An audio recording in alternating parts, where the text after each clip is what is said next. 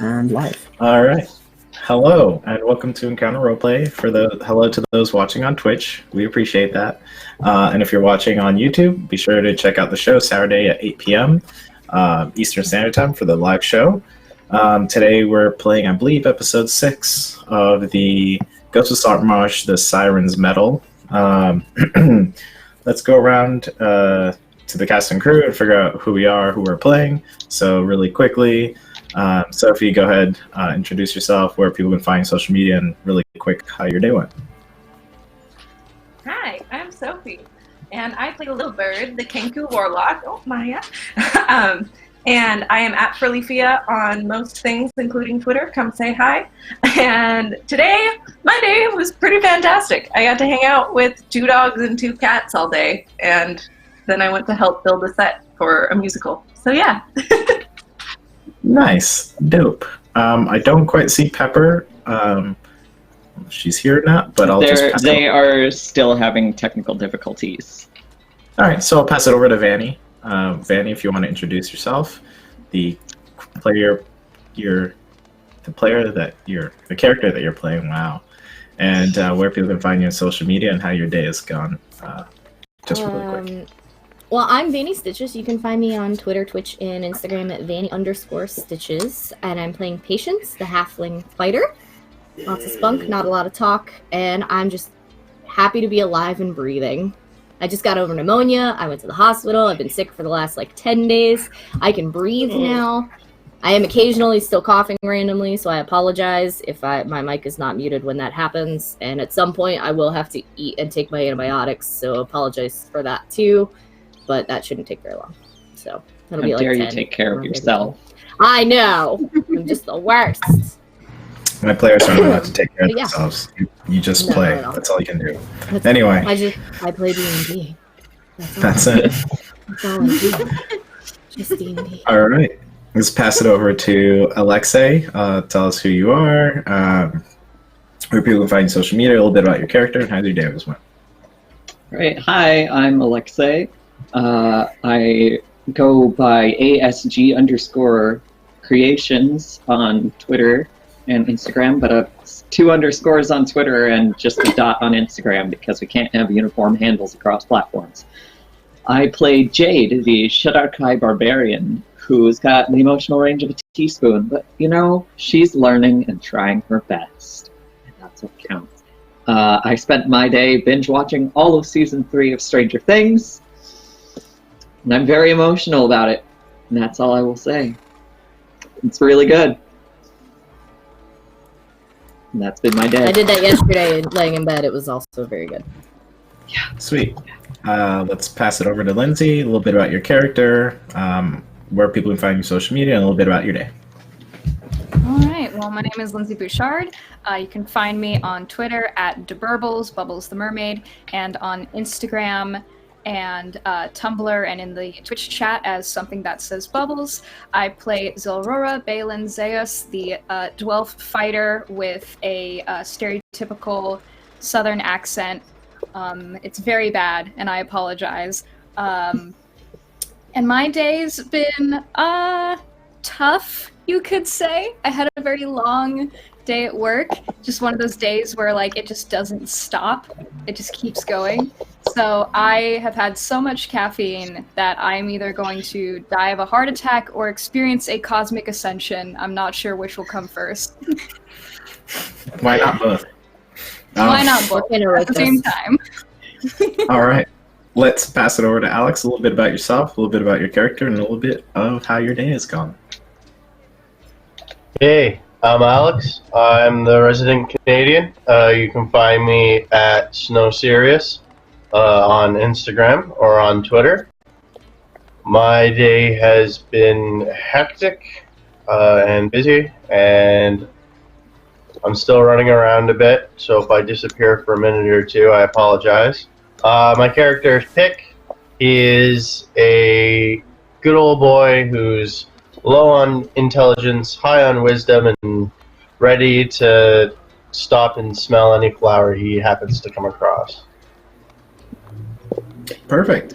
And then I'll go ahead and introduce myself. I am Michael Sinclair. I go by Michael Crits on Twitter and on Instagram. I'm the Dungeon Master for this role-playing session. Before we begin today's show, and I should probably say, I found a job here in Spokane. I moved to Spokane, so that's also great. And did some yard work. Just been all around productive. Got Fantasy Grounds working today. That was important. Woo! So, being a real computer scientist, huge nerd. All right, but other than that, let's get to our sponsors so we can play this game today. All right, so this week we're sponsored by Spy Game. It's a D&D 5th edition compatible spy game with action and espionage and clandestine organizations and secret agencies. You take on the role of a spy, running intel and engaging in wet work to ensure the security of the world from corrupt governments and evil machinations of rogue villains. It's coming to Kickstarter soon, and the Quickstarter PDF is available on DriveThruRPG. I think they just played that last session, so they might post a video or something of it later on. Fantasy Grounds, like I was speaking earlier, is our tabletop RPG program of choice, our virtual tabletop program of choice. All the beautiful maps and rules you'll see tonight, there's going to use Fantasy Grounds. You can go to fantasygrounds.com to try it for free. We're also sponsored by Wayland Games for all our miniatures. You can go to waylandgames.co.uk and get yourself a huge range of D&D miniatures, Warhammer 40k, all that great stuff for 20% off. And this week, our sponsor is Tabletop Loot, who sell incredible dice. When we hit 20 retweets, we'll give away a set of dice to you in the chat. You can put !tweet or !sponsor to check out all those things in the chat. And I can tell you how you can interact with our game today by giving players nat 1s, nat 20s, or wild magic searches, and this month's special, the Table of Pets. You can look up that with !donate. If there's a moment that you love during the show on Twitch, go ahead and clip it, make a GIF, and you might see these highlight reels on Twitter and such, all that great thing. So, without further ado, let's get started with the show. So, our last session, we folks got a mission from the some of the politicians or people who are in power in Saltmarsh to essentially get in touch, connect, and hopefully make peace with the lizard folk to the, I believe it is to the west of Saltmarsh. So you're to get intel, figure out who they are, see if you can make peace with them. You found out that there was some sort of trade happening between them that the higher-ups of Saltmarsh didn't know. You picked up that there might have been some sort of trade. Don't know if it was okay by Saltmarsh or not, but you're also investigating that at the moment. And from that, you folks traveled west towards that area, and you found yourselves into a swampy area where you folks were going to take a rest, and at some point upon getting ready to take your rest, you were ambushed by a set of bullywugs. And that's where we left off last session. I believe it was the bullywug's turn again. Wait, let me think. Because it's the bullywug's turns next, so we'll go from that point forward. And do you folks remember your HPs? Yes, I remember I was down to 14. Okay. I'm gonna say no, because I was heavily medicated when I was watching the show last week. Oof. Okay. I was down to Yikes, man. 32. For you, Vanny, we'll just say that you're at max hit points. Okay. That's fine. Do you remember if I got hit? I don't do remember. not know what hit points Isabel was at. But for the sake of getting started today and into combat, we'll just say that you're at full for now, Vanny, if that works for you. I mean, if you- I'm if you not want- gonna say no to You want to that. be at half? No. Because we can make you No. half, girl. No, I'm good. Sure. Like, realistically Don't poke speaking, the I would DM. be pretty far away anyway, so... Okay. All right, so we're at their turn. I have the combat tracker and everything set up on Fantasy Grounds. However, they can't see the map. There's some technical issues. I worked through them, but at least you folks will be able to see our rolls today. So that'll be good. Yay! Woo. Back to virtual dice. So, and if you folks, player characters, if you can check if you can keep refreshing to see if the map pulls up for you at some point, go ahead and do that. But we'll keep it rolling. All right. So here we are. So the first ones are gonna, and if I remember do you folks remember your pairings from last time? Because I believe I paired you all up. I know Pick was I with. do. It I was. do not remember. Oh God! It was Pick and Jade. Okay, Pick and Jade. Isabel and Patience, and then me and Little Bird. Okay, let me write that down too. So it was like in a triangle. I have like a little. Oh, probably nice. won't be So able to Pick and see it. Jade, and then Zelrora, yourself, and who?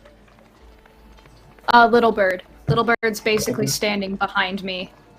Right, and then we'll have Patience and Isabel, which is very fitting. Indeed.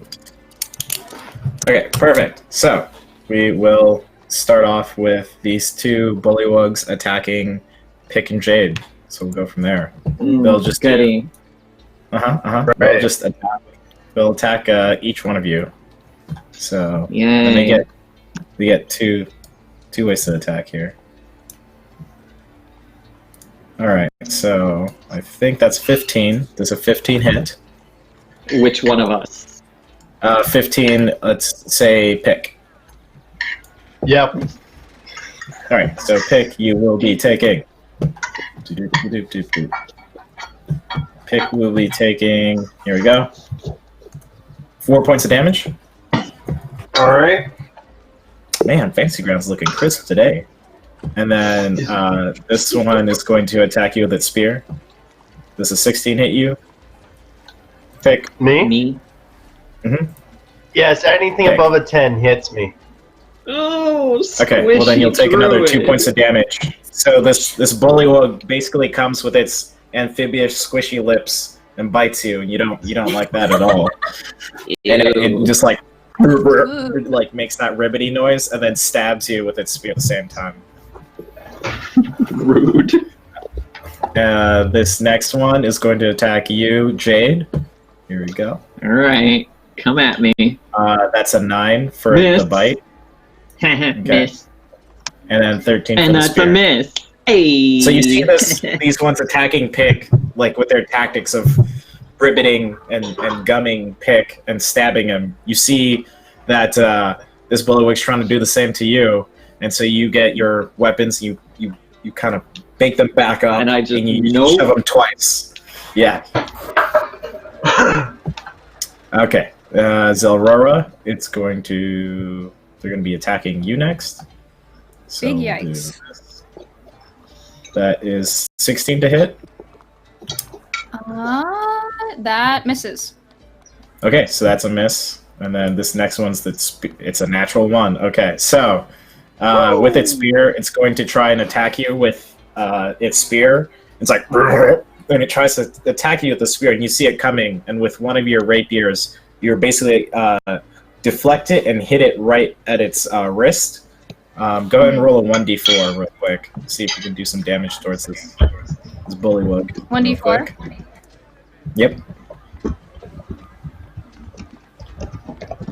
Boom, that would be a 1. Okay, so you do 1 point of damage of it, and then it drops its spear. Okay, rad. Would you take that as my No, that's freebie. superiority? 'Cause- Can I do a repose as well? Oh, I because get you a- get that I as a react. reaction. Yeah. Yeah, you can do Yeah. that. I'll say Okay, so. rad. I think I need to double check if I need to actually like roll to hit or if it's automatic. Okay, and I'm gonna attack Little Bird while you figure that out. Okay, thank you. No! She doesn't actually say that though, because she's a Kenku. Squawk. Does a 17 hit you, little bird? 17 very much hits my little warlock child, yes. So, this bullywug tries to attack you, and you're kind of like fluttering and panicking as you see it happening. It uses its like frog amphibian like reaction and tries to bite you from the feet down. So you kind of feel it like gumming up at your thighs. It's like you're just like you're trying to jump off. She's horrified. It's gonna attack you with a spear next. Natural 20. That's not good for you. Oh God, no! That's too much damage. Why did it do it that much? Oh, Jesus. That's not it. That's not it. That's not it. Don't worry. Okay. I don't know why it did that. There it is. Oh, Lord. Okay, so you'll take 12 points of damage for the other attack. So it kind of gums you up as you're like fluttering wildly above it as it has its mouth on you. You're not like grappled or restrained. You're able to like, it does that and it's like croaking on you, and then it'll stab you as you're like fluttering wildly, and then you're able to escape its grasp right afterwards. And then Zalrora, did you do your attack? Yes. So I do roll to hit. So 1 sec. Okay. So that's hits. 17 to hit? Okay, Oh, yeah, that perfect. hits. And then it is just a 1d8 extra damage. Okay. Okay, I'll take it. So another point of damage there. And you see these bullywugs have spears and shields at the same time. So they're feisty and beefy little buggers. And then the next one's going to be Patience here. It's going to be attacked.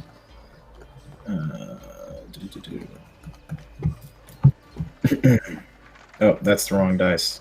Not you. You. So that's a 9, which I believe probably misses, and a 3. So this one, you see all your friends being attacked, Patience, and so you see their styles of attacking, and you're able to kind of dart past them and dip, dodge, and duck in the swamp. So you're doing all the great things. The swamp. And then Isabel will do some attacks on her, even though she's not here right now. And then the next person up is going to be, so I can tell you who's up after this, is going to be Zalrora. There's Jade, Zalrora. Let me see. Oh, Zalrora. I think you're next after them, Zalrora. Okay. So, this last attack is going to happen on... Okay, I'm pretty sure that hits Patience, or... Is it Patience that I'm doing this? No, it's not me. It's Isabel. Isabel. But still, so that attack... she's a ranger at level 4. I don't think her AC is going to be more than 20. So she'll take 2 points of damage, and then that would probably also hit her. And so 4 points of damage in total. I'm going to write that down, but if any of y'all could remind me when she comes back that she takes 4 points of damage. Sorry, I was muted. I'm Jaegering for Isabel. Oh, okay. So that was a 20 and an 18 to hit for 4 points of damage. Yes, those both hit. Okay. Yeah. And Zalrora, I didn't realize I was muted this whole time. You see this ambush of all these like little froggy kind of amphibian things with spears and shields, and they're ambushing you. You just see all your friends trying to back them away. You folks are all backed off into a corner, not a corner, but a little respite area of like logs that are stacked up in the swamp. Make a quick perception check, and then we'll go into what you want to do for your turn.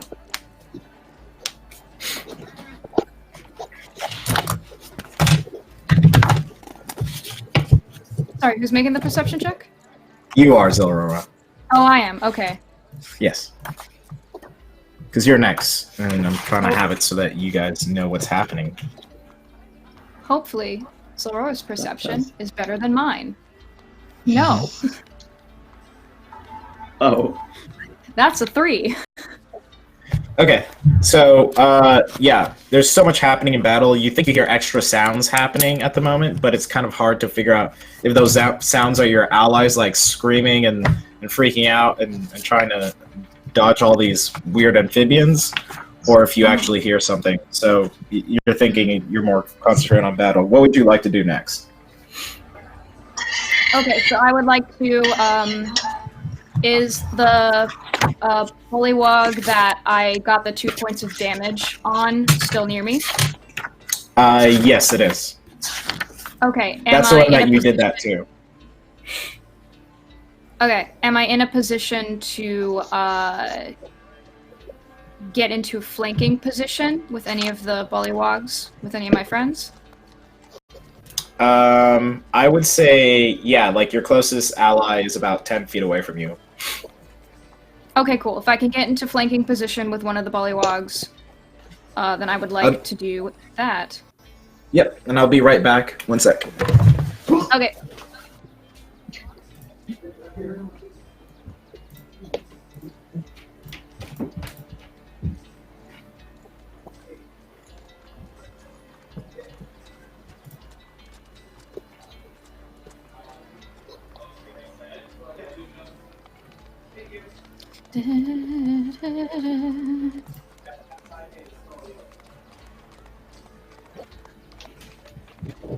Nice soothing background music. Are we dancing? Yeah, it's a dance party. Yeah. It's gotta dance a little bit.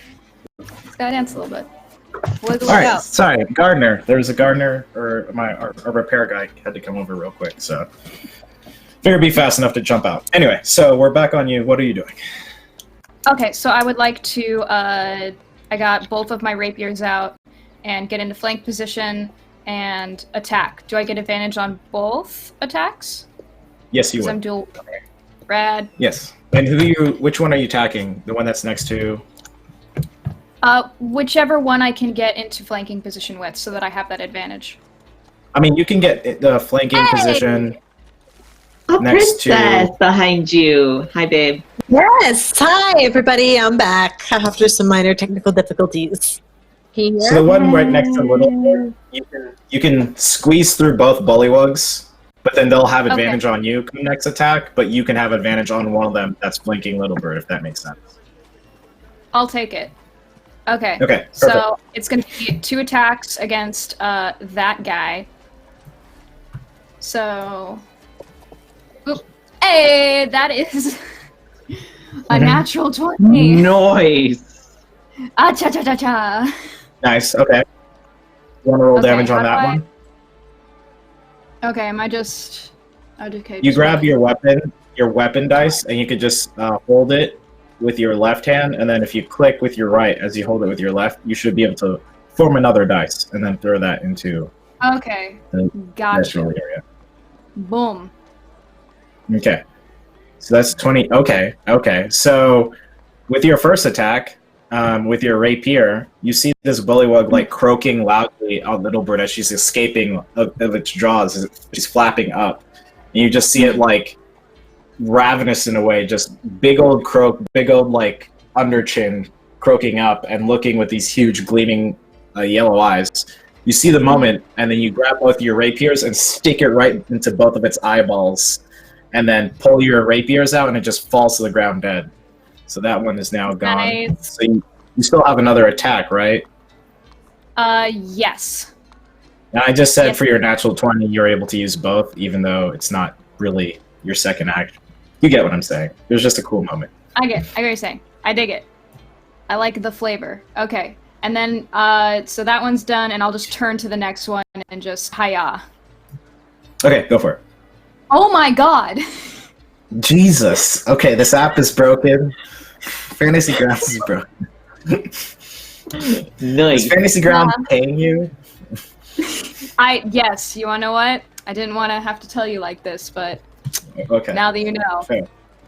Okay, so the one that you were able to deflect its weapon, the one that you deflect its weapon away, it's trying to fish around for its weapon because it dropped its spear and it's trying to go for its spear. It has its shield like up on its back as it's looking for this. However, as it hears you like splish splashing over to him, it looks up at you, and you kind of just do the same motion. You just go ahead and insert both rapiers into both of its eyeballs. It looks up at you as it notices someone's coming, and that one just falls into the water, and the shield on top of it kind of just capsizes, and now it's like belly up, just floating around in swamp. Alrighty. So that was your turn. Oh, yeah. I think I did the damage incorrectly. I think it automatically Doubled? critted it. Yeah, so I think that... Yeah. Hold on. Just go ahead and roll. Yeah, it should only be the 2 dice.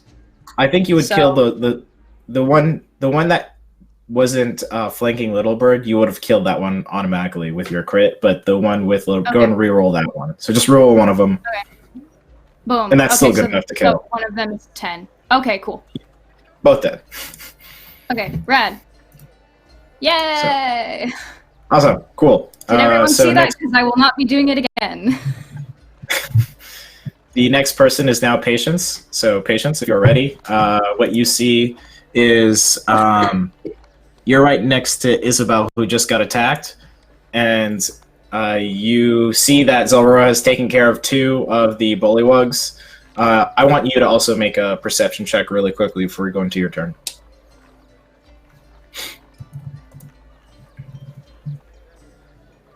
Okay, so you hear almost like this weird, you hear this weird splish splashing, and then you hear kind of like the do-do-do-do, do-do-do-do, splash, splash, splash, do-do-do-do, do-do-do-do, splish. And in your head, you're kind of figuring out that sounds like the cadence of a horse, but it doesn't make any sense in the middle of the swamp.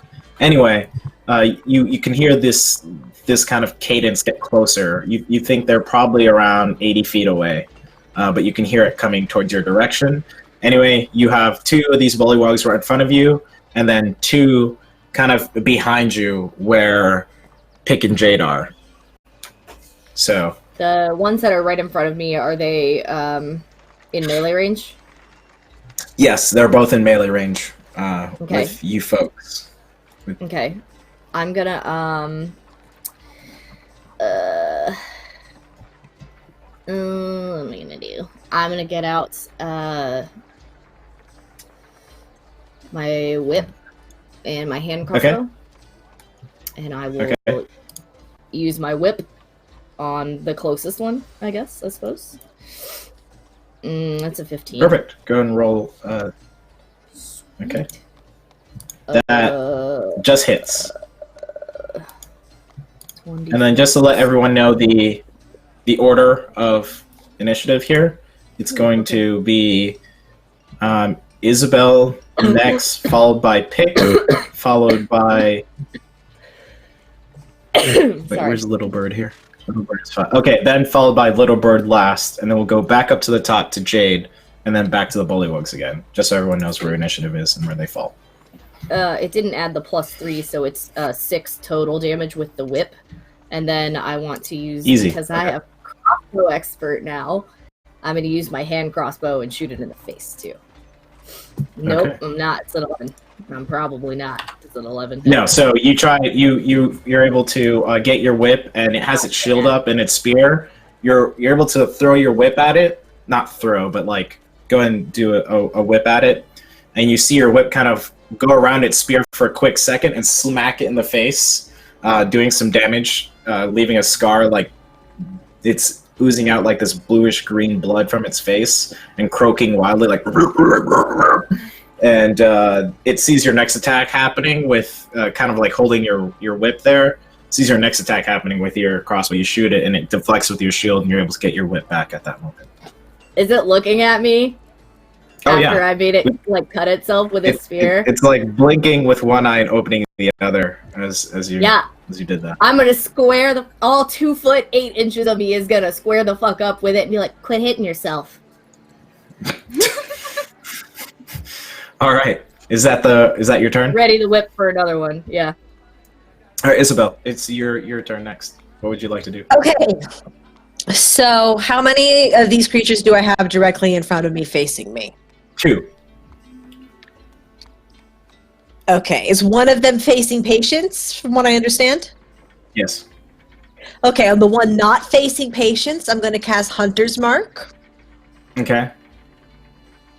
Let me mark off that spell slot. And then I am going to pull out my short sword and take a swing. Okay, go for it.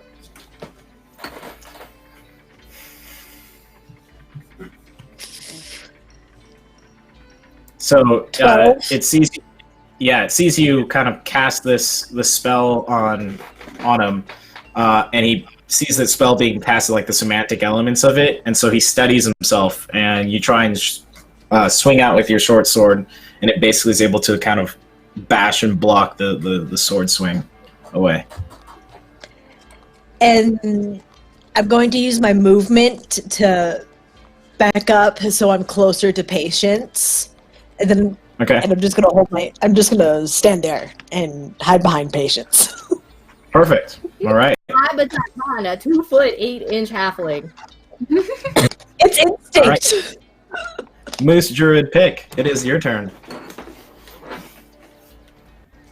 Pick has been jabbed, and he has been bitten, and he is not happy about it. So for my bonus action, I am going to use Wild Shape, and I am going to shift into a moose again. Yes. Yes. This is what this So, channel is. so you just see him kind of fall over, and then he just becomes this massive, just this huge megafauna animal, just this monstrous moose. And he's got smaller antlers though right now, and he's going to attack the closest person to him. Yep. He is going to use his ram attack.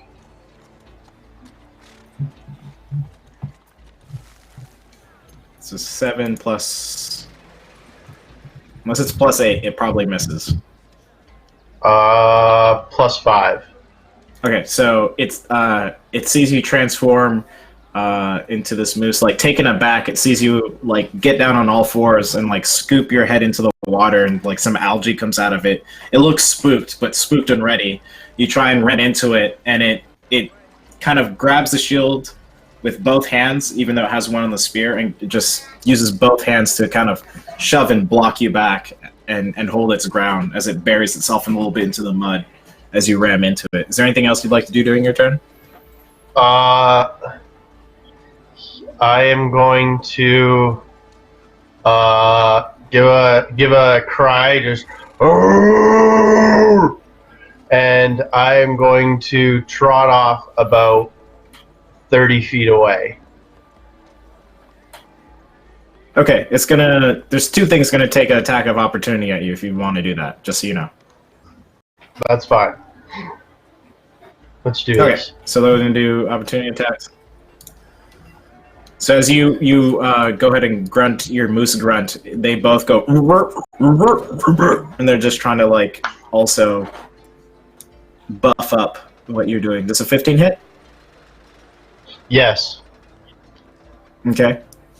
That's going to be 4 damage, and then from one of them, and then does an 11 hit? No. Okay, so the first one comes and attacks you, and you feel it happening, and as you're trying to trap away as a moose, and then you feel the other one almost about to attack you, and you're basically able to like back kick the spear up and away from you for a second as you trot away. Jade, it is your turn next. All right, I'm up. So, how many are in front of me? 2, because 2. Pick just left you with 2. Yes. Right, you did. Okay, so let's get my character sheet. Here we go. Then I'm going to. Well, how far are they from me? They're like right up on me, aren't they? They sure are. Yeah. Okay. I'm going to use my whip at the one that's closest. Okay. Just. All right. Let's see. Fantasy Grounds. Do the thing. Oh. 6. Yeah, well, it comes to a 12 total. Yeah, so the 12 total, unfortunately, misses. Okay.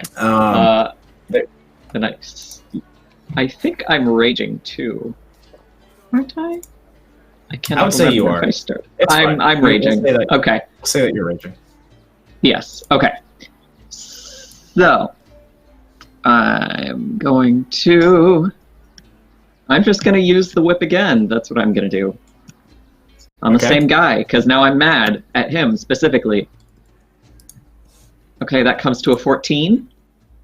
14. That also still misses. So it just misses. Now I'm just really mad. So you're trying to throw your whip at it multiple times, and it sees it coming up, and it's using its shield and putting its whole body behind it. And as it's blocking, you see these sparks kick up during the battle. All right. Then it's going to be, I believe, their turn. So now there's going to be 2 of them attacking you, Jade, because...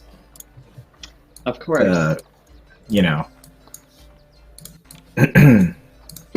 Pick just left you here for a second, so... Thanks, buddy. Alright, so first attack is going to be a 6, which I believe misses.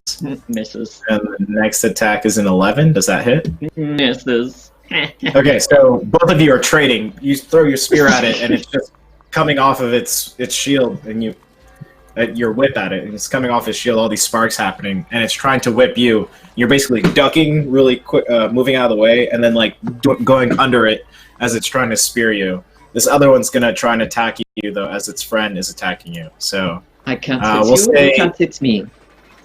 We'll say this one's gonna get advantage because he sees his buddy targeting you, and he's gonna try and move around you to kind of get a better vantage point. All right. So, oh, that's not how you do that. You do this. There it is. Wow. Okay, so he's just a shitty roller. So that's just with his bite. He tries to go bite you, and you basically just like boop him on the head, like you hammer fist boop him on the head before he bites you. And then he's going to do his second attack with his spear is going to be with advantage as well. So we'll see if that hits. Okay, so that's an 18. Okay. All right. And this time he's going to drop his shield, just frustrating at the situation, and he's going to not being able to bite you. And he's going to use both his hands for the spear. That's going to be 8 points of damage. Okay. Since he sees you like head dodging, ducking, and moving, and he grabs his spear with 2 hands and jabs it right into your hamstring, and like tries to like twist it. Ooh. Ow! Fucker! After that, Zelrora, it's going to be your turn next. What would you like to do? So the 2 in front of you are dead because you just like bodied both of them. Oh wait, we forgot Little Bird, Sophie, right? Yeah. Sophie, go ahead. I forgot. I apologize. It's all good. Okay, well, Little Bird is going to be an incredibly creative warlock right here. And she's going to Eldritch Blast. Yes. Which one are you Eldritch Blasting? Because you would probably surmise it's probably better to Eldritch Blast the one that's next to Jade, because Jade has 2 right next to her, and Pick is going to charge an attack, but do you want to attack one of those 2? Yeah, let's do the one of the ones by Jade. Is there one that looks more injured than the other? I can tell you here in a second. No, they're both healthy at the moment, sadly. Okay. Then I will randomly choose one. Yeah, go for it. Yeah, that's a hit. That is a good hit. Okay. That's a hit right there. Gonna roll damage. Oh, that's sad damage, though. Is it 2+ anything, or just straight up 2? No, I don't get any bonuses because it's a cantrip. Okay. And I think that's all. Actually, I am going to use a little bit of my healing light and heal myself up just a touch.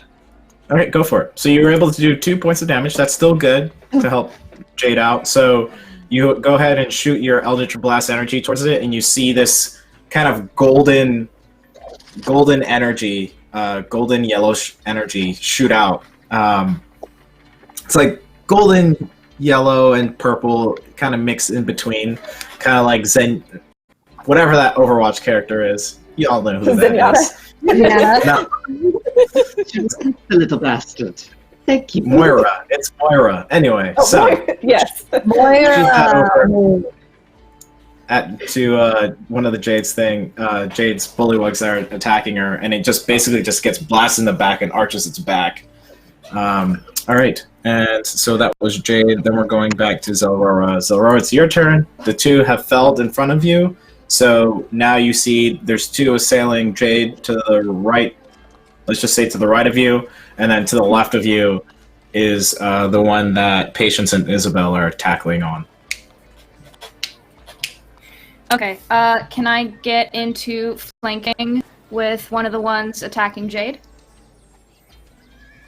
Let's see. Yeah, you would be able to, because one is right in front of her, the other one is behind her, and then kind of darted in front of Jade so that he can come back around. So yeah, you'll be able to sneak up on one if you'd like to. Okay, baller. Then I will do that, and I will give him a little stabby. Okay, go and stab away. 13. So it hears you coming with the splish-splashing of you like running and yelling. Basically, you're yelling that you're probably gonna. I would figure you're trying to like let Jade know you're on your way, and you're like splish-splashing through. And Don't it worry, hears Jade, you come. I'm coming, darling. And you hear it go, and it goes and without looking, just throws its shield up, just to protect itself, and you just slam it to the shield. You have another attack, correct? Yes, I will make another attempt. Do I also get advantage on this one? Yeah, because you're flanking. Okay, cool. Yeah. 25. Oh my god, it's another net. Okay, well, go ahead and roll damage. What is happening? Fantasy No Grounds more is nets for the painful. rest of the campaign. Using them all Yeah, up Don't now. say that. Okay, so that's the No, one. it's true. So you see an That- opening. You see an opening. You see an opening from where Little Bird did her Eldritch Blast onto the creature, and you see that there's like a little hole, or like a crater mark, almost, into the frog's skin on the back of its neck. You just go ahead and plunge your rapier into that, and you feel like a couple of its cervical bones like snap and shatter as you throw your rapier through it, and you pull it out, and it drops dead. Nice. So now there's only 3 active bullywugs, I believe. Nice. Thank you, Aurora.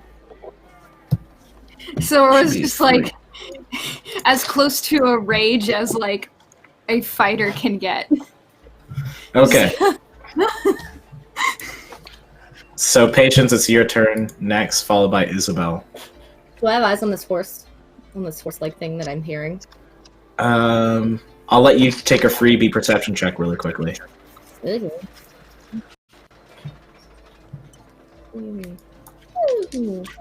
That's 10. 10. Yeah, I would say that's good enough. You see it's now closer. It's probably about 20 feet away as it's galloping up, and you just see the water kicking up, and on this like little horse thing that you see, like it's actually a donkey. It's not even a horse. Okay. And you see 2 of these more well-outfitted bullywugs on it. They're like tandem riding it. So they're both on it. One's in front and one's in back. And How it far looks away like are they're 20 feet away. However, you see them both kind of get into all fours on top of the horse, and you see them kind of flex themselves down, and from that you can tell, you've seen frogs in the wild, that they're probably going to be jumping. So yeah, so that was a free perception. They're 20 feet away, Okay. just so you know. Okay, I would like to You're 20 feet away. I'm gonna use my whip on the one that I used it on before. Okay. That's an 11. That's probably gonna miss. Yeah, so that's a miss. So it sees you. Sorry. Do the explanation while I die. Oh, okay, yeah. So it sees you distracted by its comrades coming in, and you throw its whip, and it was able to read you because you're kind of moving a little bit slowly, and it's able to use its spear this time to kind of use the base of its spear to kind of wrap up the whip as you throw it out. All right. I will. It used the spear to wrap up my whip. Yeah, you can get it back. It was just like a quick battle. I'm wondering. I want to know if I can pull it to me.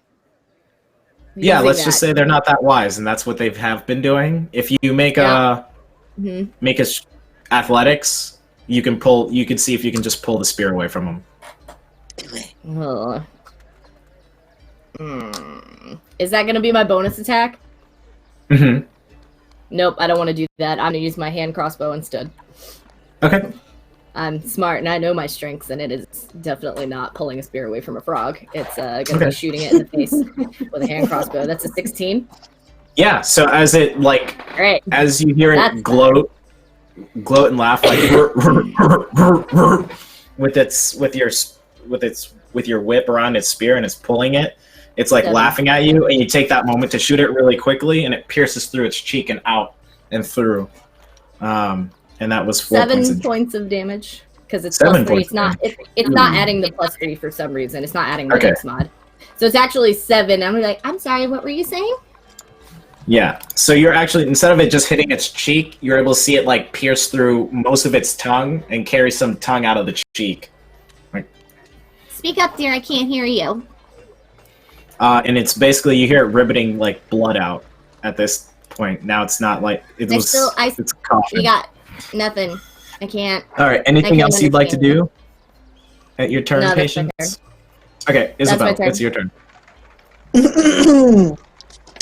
So I've been doing some research since we leveled up, and I realized I have been misplaying my character. If I understand this right, I can get my beast companion to take any one of supposed attack, dash, disengage, or help actions without it being an action on my turn.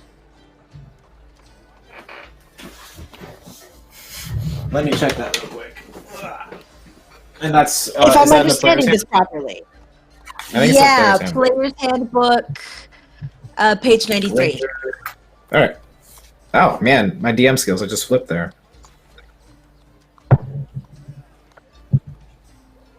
Careful, Vanny. It says at 3rd level, use your action to verbally command it. So unless you're...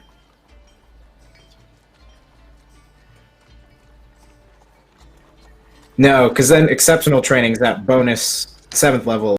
You can use your bonus action to... Oh no. Yeah, I think you have to use one of your actions. You can use your action to verbally command it to attack, dash, disengage, dodge, or help action. Once you have the extra attack feature, you can make one weapon attack yourself when you command the beast. Oh, so if you started off by telling your... Feature. Yeah, so, okay, then that's how that would work, yes. Okay, excellent. So that's what I'm going to do. So it has to do its thing first, and then you follow after. Just so you know that order. You can't misorder it. You have to... Perfect. Awesome. Seeing that Patience just shot a frog in the face, Isabel is going to point at the frog that just got hurt, and Sasha is going to pounce. She's going to take the 20 feet action, and then it has to make a DC throw of 12 or be knocked prone. Okay.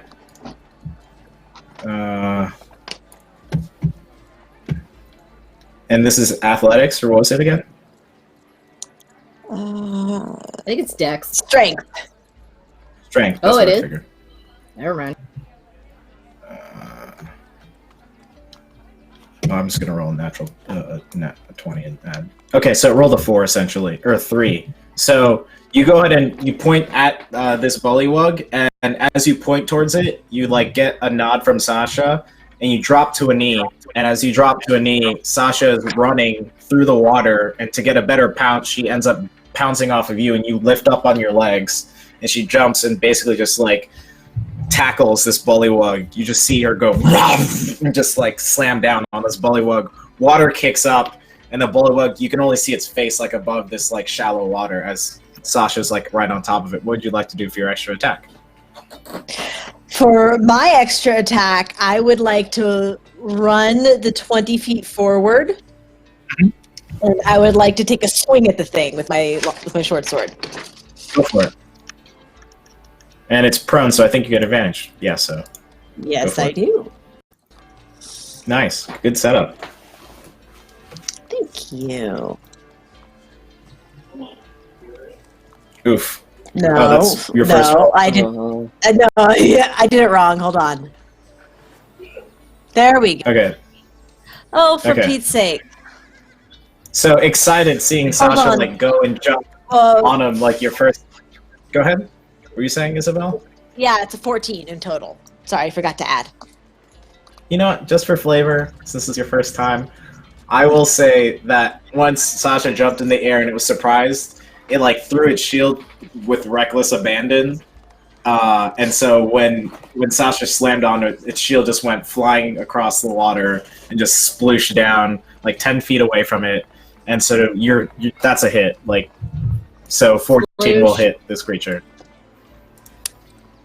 Awesome.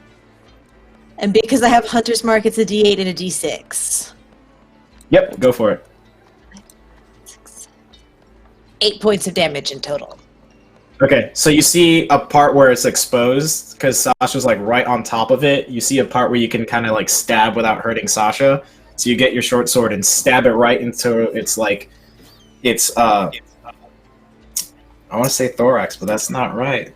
Its trunk area, and you see it stab it right into it, and you see air bubbles come out of it as it lowers itself into the water. And you just see Sasha like take a quick bite from its face and like rake its face, and it just dies in the water.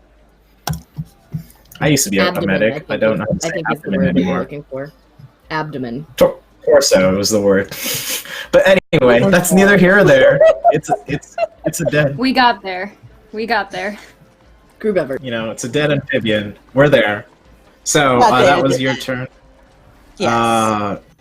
So that was Isabel. Pick. It's your turn, and then followed by Little Bird. Don't let me forget.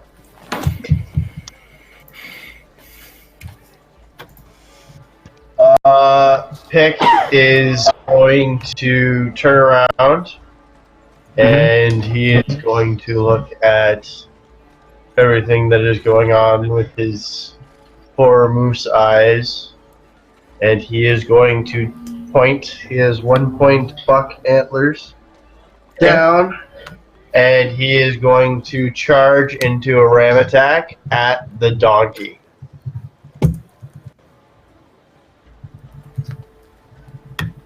Okay, go and Charging roll an ram attack. attack straight into the donkey. Let's see what happens.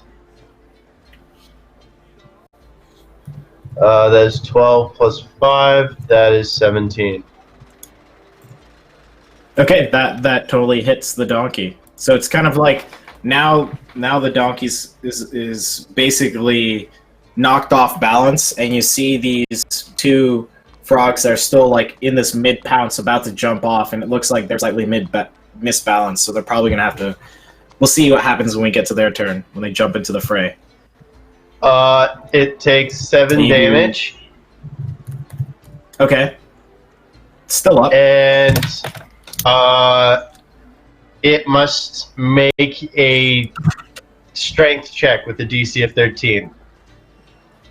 Strength check with a DC of 13 for a donkey. Yes. It fails. So what happens? Is it knocked prone? Is knocked prone. Okay, so as it's falling prone, we'll just say these other bullywugs are going to have to make some dex saves to see if they can pounce correctly off of it or just fall in the water. So one falls in the water right next to it, and the other one is able to pounce on Little Bird. So the other one is still like uses the momentum of seeing the donkey go down and you ramming it. It takes that moment to jump off of it right at that moment, and it goes sailing right towards Little Bird. This other one just tumbles over and wasn't able to bounce off or pounce correctly, and basically just goes into a corkscrew in the water right next to you and the donkey. All right. Pick is going to give another moosey battle cry, and he is going. That is the end of his turn. Okay. So in true Canadian fashion, the swamp's slightly cool, and you see the moose basically go into a roar, and you see like all this like misty fog come out of its mouth as it does so. It is now Little Bird, your turn. What would you like to do? You see this bullywug in this huge, like almost football tackle between two creatures slam into each other. You see one still be able to pounce and come towards you, and it's like up in the air. What would you like to do? She's going to look at the one that is pouncing toward her in the air and shoot an Eldritch Blast. Go for it. And that's going to be good rolls. 16? 16. Okay. 16 is going to hit. Go and roll damage. Yay! Please.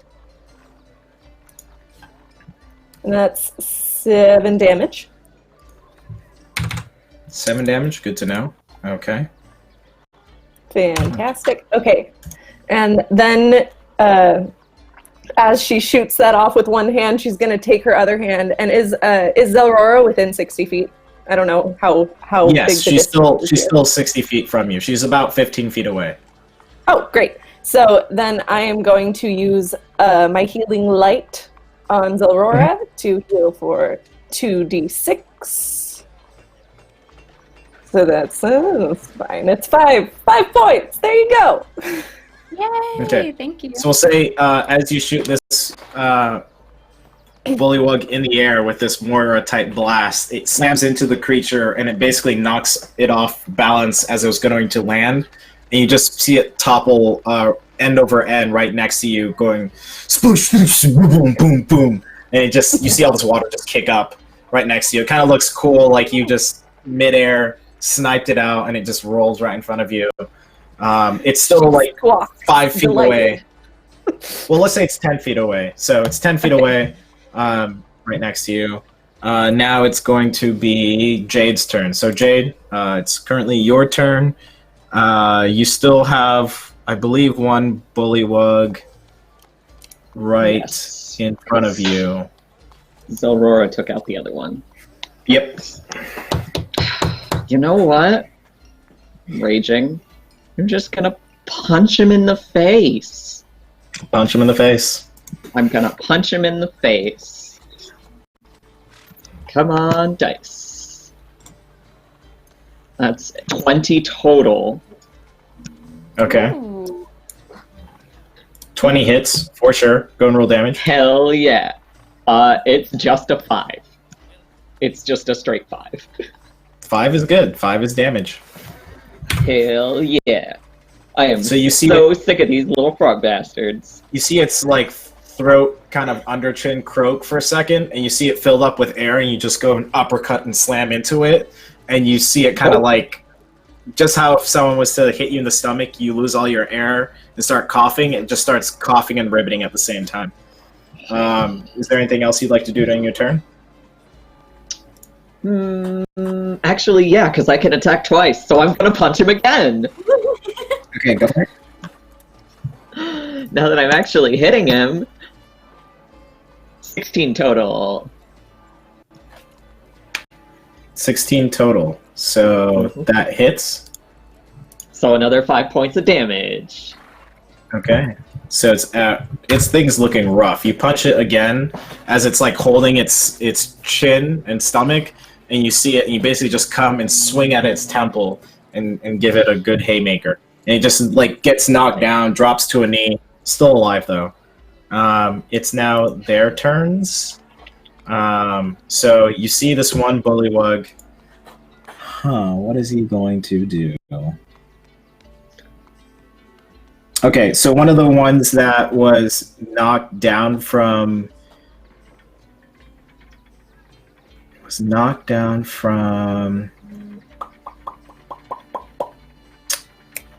Little Bird. It's going to knock down from Pick. It's going to go ahead and start croaking in this like very weird, serene, almost like singing manner, and it just kind of like croaks out this like melody. And you see the one in front of you, Jade, seems to like stop holding its throat and its head, and it gets up and stands up with resolve, and it looks like it kind of bolstered itself, as well as the one that you blasted right in front of you, the Little Bird. And they all look like they kind of rejuvenated there for a second. So, yeah. Let me put those changes in. And then this other one that's in front of you, Little Bird, it starts croaking this eerie, macabre kind of tune. It basically just sounds like death croaks. Like if it was in a metal band and it was doing death croaks, that's what it sounds like. So I need everybody in the party. The name of my next metal band. Yes, death croaks. I need everyone to make a wisdom saving throw, please. Well, heck. Okay, well, Oh, big then. yikes. Big yikes indeed.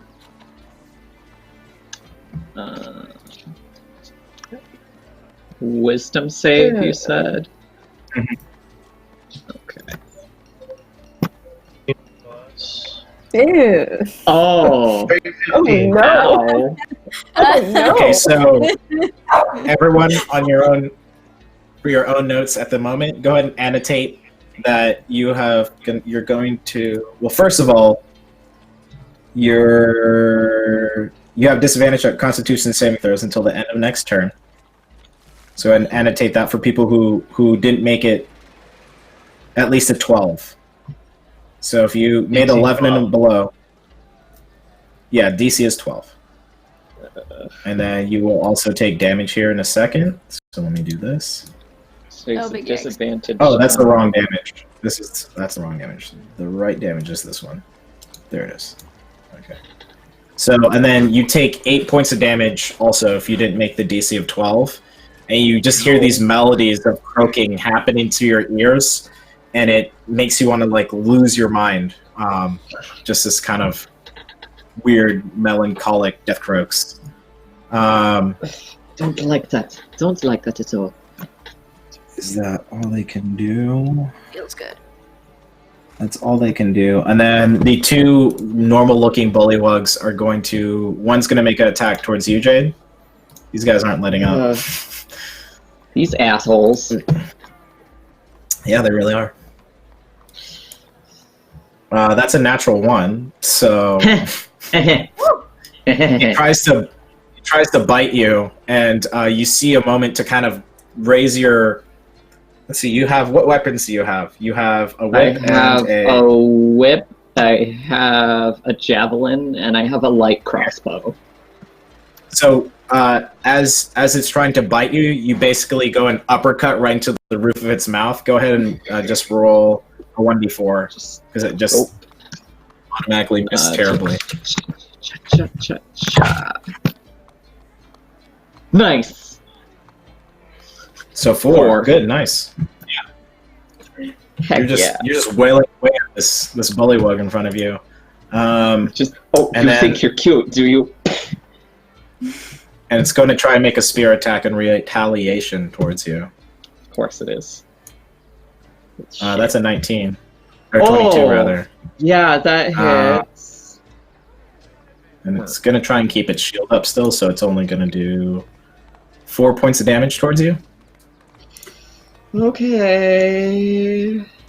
And then the other bullywug is the one that's in front of Patience and Isabel, right? Yeah, because you took out one with the with Sasha Isabel combo, and then this other one's attacking you, Patience. So Okay.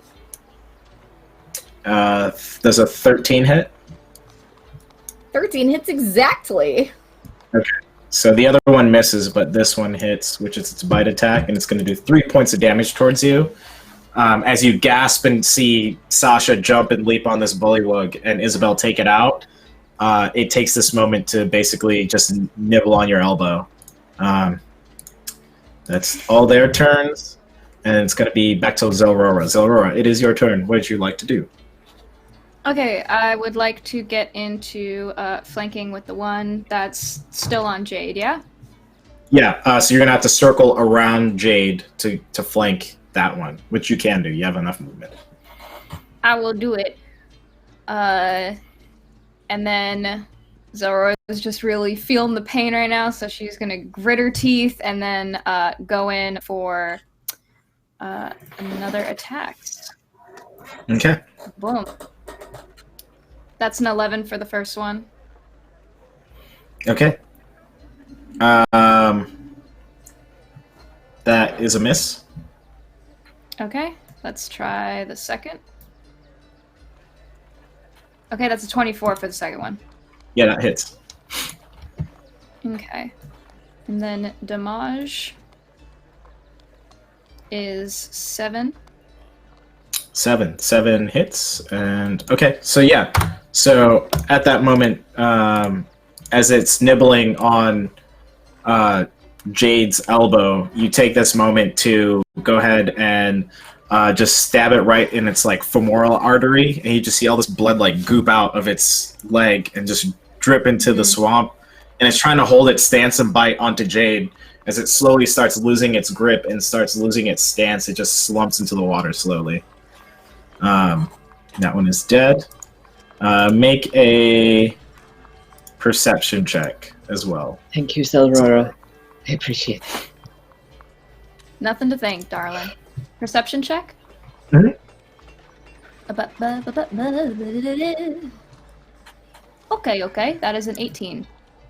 18. So you hear a set of other hooves like making its way towards you, like splish splashing and other like hitting of ground. This sounds like a bigger creature than the one that Patience has heard. Is there anything else that you're doing during your turns, Aurora?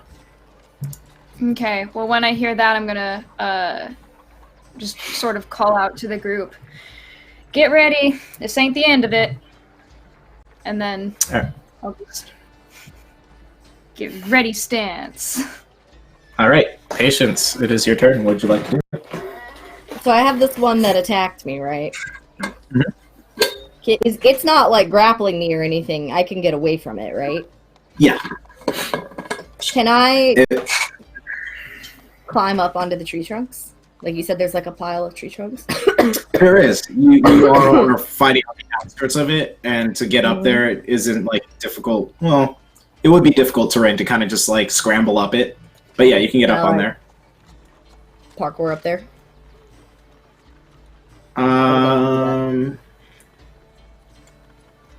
Let's see. I would say, are you proficient in acrobatics? I believe so. Let me check.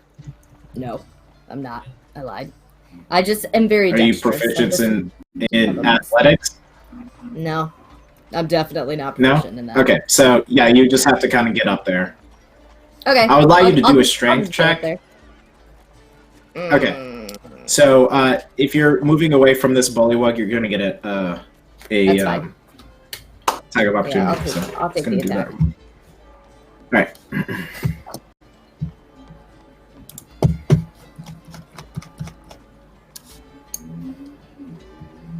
That Gonna hits. be that hits. Yep. Okay. So you're gonna take 7 points of damage as you try and get away from it. Ooh. But Okay. you're able to get the high ground like Obi-Wan. So Like Obi-Wan? Good. As soon as I get up there, I'm going to pull my heavy crossbow off my back and point it down at this thing and fire. which the one that just attacked you? Yeah. Okay, go for it. That's what I'm going to do. Oh, that's my hand crossbow. That's a crit. It's It's a nat 20. Okay, go and roll damage. It is, what is it? Okay, it's 1d10 plus 3. There's my d10. So that's 5 times 2 is 10, 13 damage total. 13, wow.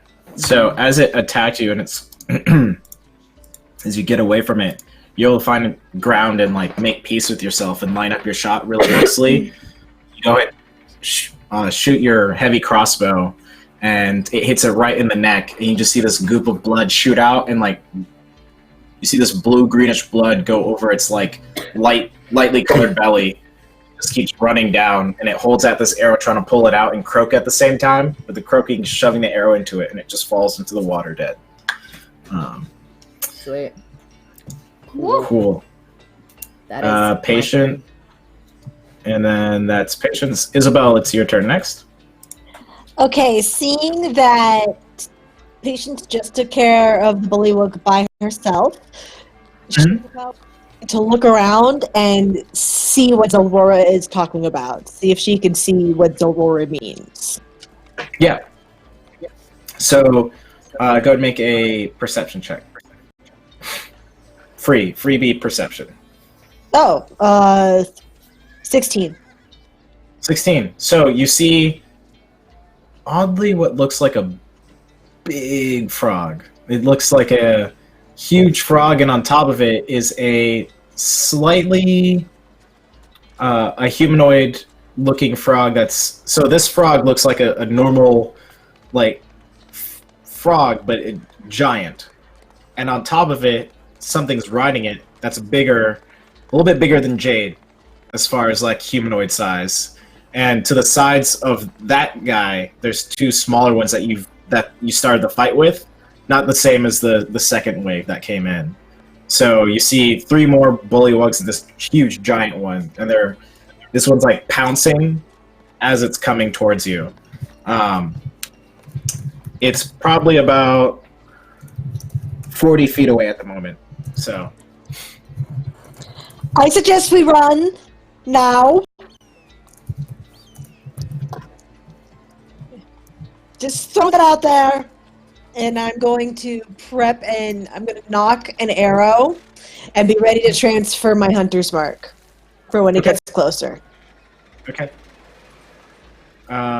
That's your turn. All right, well, they are getting closer, which is their turn now. So, you see the big, huge frog take a huge, giant leap, and with that leap, it gets closer. But the 3 other ones on top, they all leap off of it and leap towards your party. One's going to leap towards Pick, another one's going to leap towards you, Isabel, and another one's going to... Not Isabel. Wait. Yeah, Isabel. She just left. And then one's going to leap towards Zelrora. The biggest one's going to jump towards you. So you just see all these frogs like jumping from there. That frog mount, as it were, stays back. Doesn't go with you. Who's next initiative here? It's going to be Isabel, followed by Pick. Pick, you're actually closer to that big, huge mount frog with a smaller frog that's jumped in front of you. I do want you to make a investigation check really quickly, because this huge frog kind of has these weirdly tied together by like swamp vines. You see that it has a sack that's kind of attached to the right of it.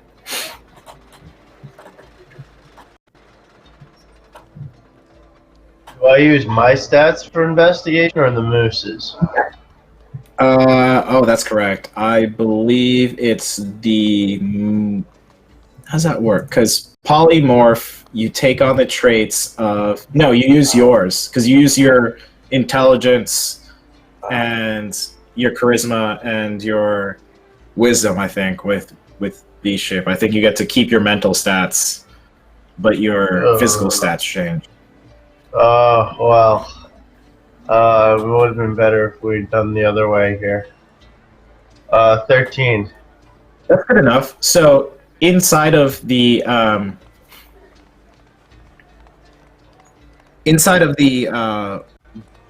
huge giant toad's satchel that's connected to it, you kind of hear like these small hissing noises.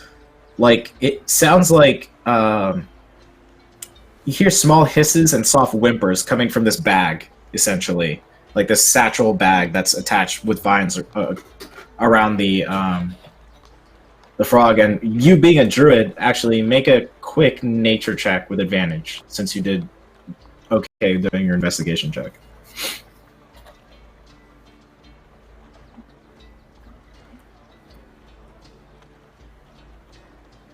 $19. Okay, so you can tell that these soft whimpers and hisses coming from this small bag sounds like it might be some sort of lizard-like sounds that might be like infant type of lizards in a sense. You're not quite sure because the bag is moving and you're just hearing the sounds coming from this like satchel canvas bag, but you're unable to confirm unless you looked deeper. But other than that, it's your turn. You have a small little bullywug right next to you, and then 10 feet from that is the bigger, like, large frog mount. Just a minute, I need to check something. Your transforms.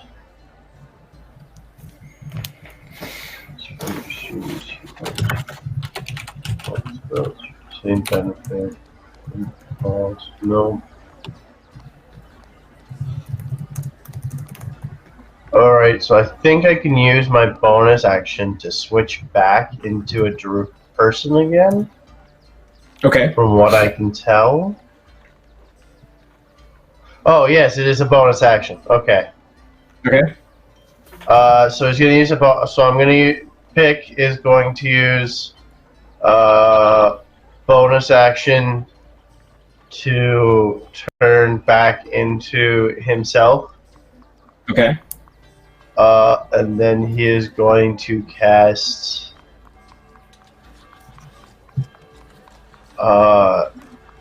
Speak.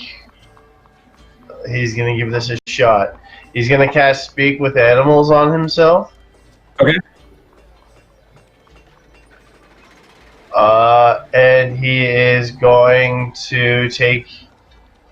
Is it okay if he takes a free action? Just go stop. Yeah, I would But say in so. the animal language. Of which one? There's multiple animals involved at the moment. There's a donkey. There's maybe some baby lizards. There's some frogs. There's a tiger. He's gonna start with the bullywogs. He's Okay. assuming they're the ones that are in charge. Yeah. You say that, and they don't seem to react. All right, that's the end of my turn then. Okay. It's Little Bird's turn next. Almost forgot. Little Bird, it was your turn. That's me. So, Let's see. when you left, did you? Yeah, I think you. Who knows? Someone left for a second. No, that you're. I'm trying to think if there's a thing in front of you. Yeah, there's a bullywug in front of you. Yeah, Uh, I'm gonna hit it with the Eldritch Blast. That's what I'm gonna do. okay, good enough. Yeah, it's 10 feet away, so you wouldn't get disadvantage from your attack of Eldritch I have like Blast. 3 things I can do. Let's do this. Mm-hmm. And you said disadvantage? No, there is no No? disadvantage because it's far enough. No disadvantage. Oh, okay. Here we go. That's bad. Okay, well, I'm assuming that doesn't hit. Yeah, that misses, unfortunately. You end up trying to flap your wings and throw an Eldritch Blast at it, and you see it hit the water in front of the bullywug, and it just splashes up in its face. Mm-hmm. Okay, does anyone on my team look pretty bad? I'm at 11 I mean, you can hit just points. you can just ask them. I'm not going to do the Okay. figure it out. Yeah, 11. I will give you, let's see, how much do I have left? I'll give you 1d6 of healing with my healing light. And that's a full 6. There you go. Now you're no longer at 11. Thank you. No problem. Okay. Cool. And that's my turn. Awesome.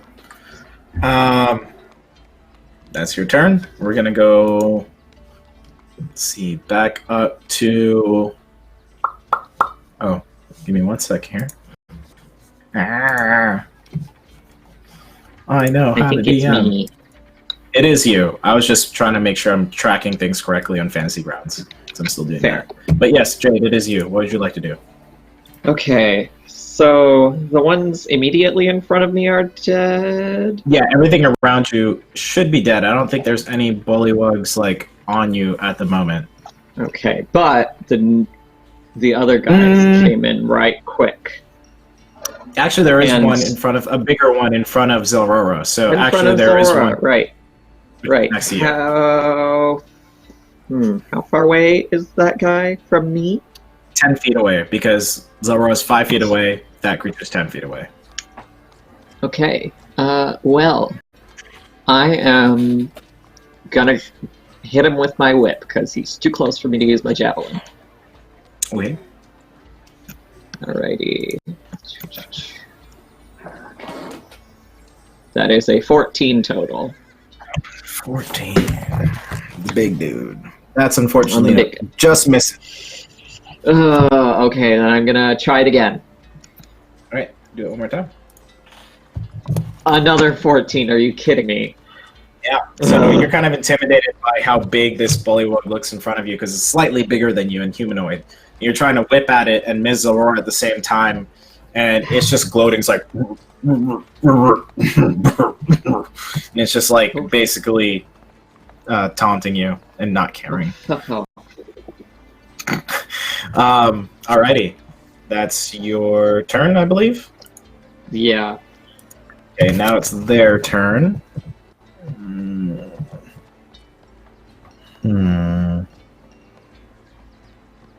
Okay, so this bullywug is going to first try and you see the spear that it has, and the spear that it has in front of you, Zilrora, this big, huge bullywug.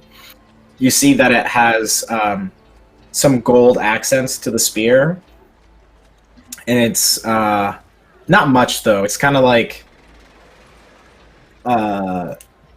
it almost looks like fake gold, but it's nonetheless accented and bigger than the other spears that you've seen. It's going to try and attack you at the moment here. So let me go and roll. And I'm just going to roll a d20 because I don't have the stats in Fantasy Grounds at the moment. Okay, so that's a 8. Miss. So that misses you, and then it's just going to bite you next, and that's going to be 11 to hit, Miss. which is also a miss. So yeah, you're seeing this big thing that just splashed right in front of you when it landed. You see all this water kick up.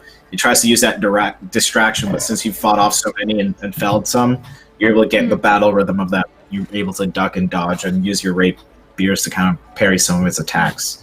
Can I do repose? Yes, because you can do that as your. Yep, you can do that. Yay. That's a 7 to hit. No, so yeah, you're just evenly matched at the moment. You both are evenly matched, just not able to trade blows here. The next bullywug is going to stand up and use half its movement to get off prone to go towards Little Bird, and is going to attack Little Bird. And let me roll this. 17 to hit. Yes, 'Cause it's very plus much 4. hit. Yeah. And it looks like they can only attack with one thing. So you got that going for you. Yeah. And these ones don't have a... let's say these ones are shieldless, so they're going to do plus 1d8 plus 2. Okay. So 1d8 here. So that's 4 points of damage. Okay. It does towards you, and that's going to be that one's turn. The other bullywug is the one that's in front of you, Pick, and that one's going to try and do a spear attack towards you as well. which that's going to be a 21 to hit, or 20, Oh, yeah. natural 20. And using both hands, it's going to do 3 damage to you, because +2. So, yeah, so they kind of are able to kind of find their stances in battle, and then they're able to spear 2 of you. The 2 smaller ones are one's attacking, I think, Isabel. What did I make it? Isabel and no, because you're up high. Patience, you're up high. I'm So that up means high, that- yeah. Oh, so one's attacking Isabel and the other one's attacking Jade. So, yeah, it's still those 2 that we'll do. And those are just normal dudes. Okay, so we'll do these. So that's a natural 20 for Patience. Or Isabel, rather. Where am I at in my head? Isabel. Yep, there it is. That's a natural 20. Just gonna roll this. See if that's not it. You didn't roll that correctly. There it is. Still the same result. 7 points of damage to you, Isabel, with its bite. And then it's gonna roll this one. 14. Does a 14 hit you, Isabel? No, it does not. Okay, so I'm not gonna roll that. And then this other one is going to attack Jade. And then after this series of attacks, it's going to be Patience. Or wait, who do we leave off of as far as player characters? Are you Zelrora, or was it? I'm after the bullywugs. That's okay. I thought that's where we were. Okay, perfect. So this is the last attack towards Jade. Unnatural 20. I think that hits. So that's gonna be 3 points of damage as a bite. 10. Okay. Does a 13 hit you? Bite, 13 does not hit. Okay, so you only take 3 points of damage in that stint, and then now we're back to Zelrora. Okay. Okay, I would like to, seeing the bullywug attack Jade, I would like to rally for my bonus action. Mhm. So I just look at Jade and just be like, "Come on, darling, don't fail me now!" And, oh god, what is that? That's a... That is a D8. +3, so 6 points of healing to Jade. Oh, thank you. And then I will stress out. I'm gonna go ahead and attack the one in front of me. Okay. Can I get into, how close is Jade? Can I get into flanking with this guy, or is Jade too far away? No, you can, but you'll be stepping away from the big bullywug in order to do so.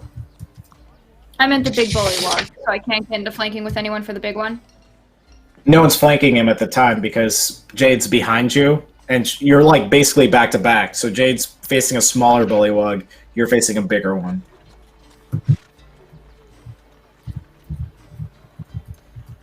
Okay. Then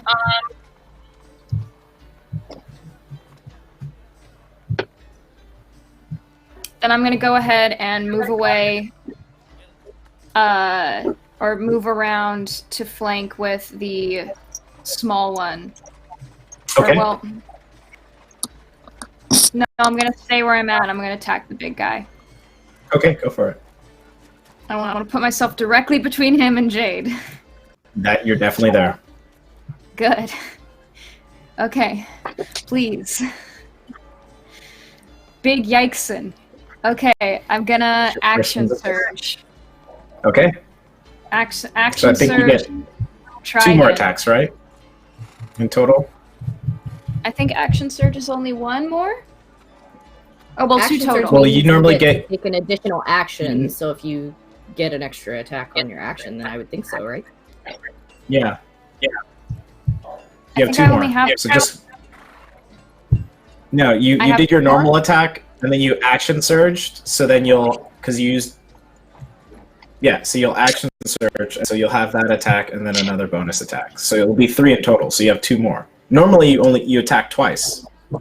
Wait, so action surge gives me another attack and a bonus? Not. I used my bonus. I used my bonus to rally. Oh, I see what you're saying. Bonus to rally. And Bonus to rally. No, you still get a. So, let me back this up. It's only an extra bonus action. to rally. I don't think it's an extra bonus. Yeah. No, I think it's only an extra action, so I think I just get the one attack. I think you But at actually level have to do this. 5, But at when we level get 5, I would extra get another attack, one. then yes, it would. So you did a rally, you did an attack,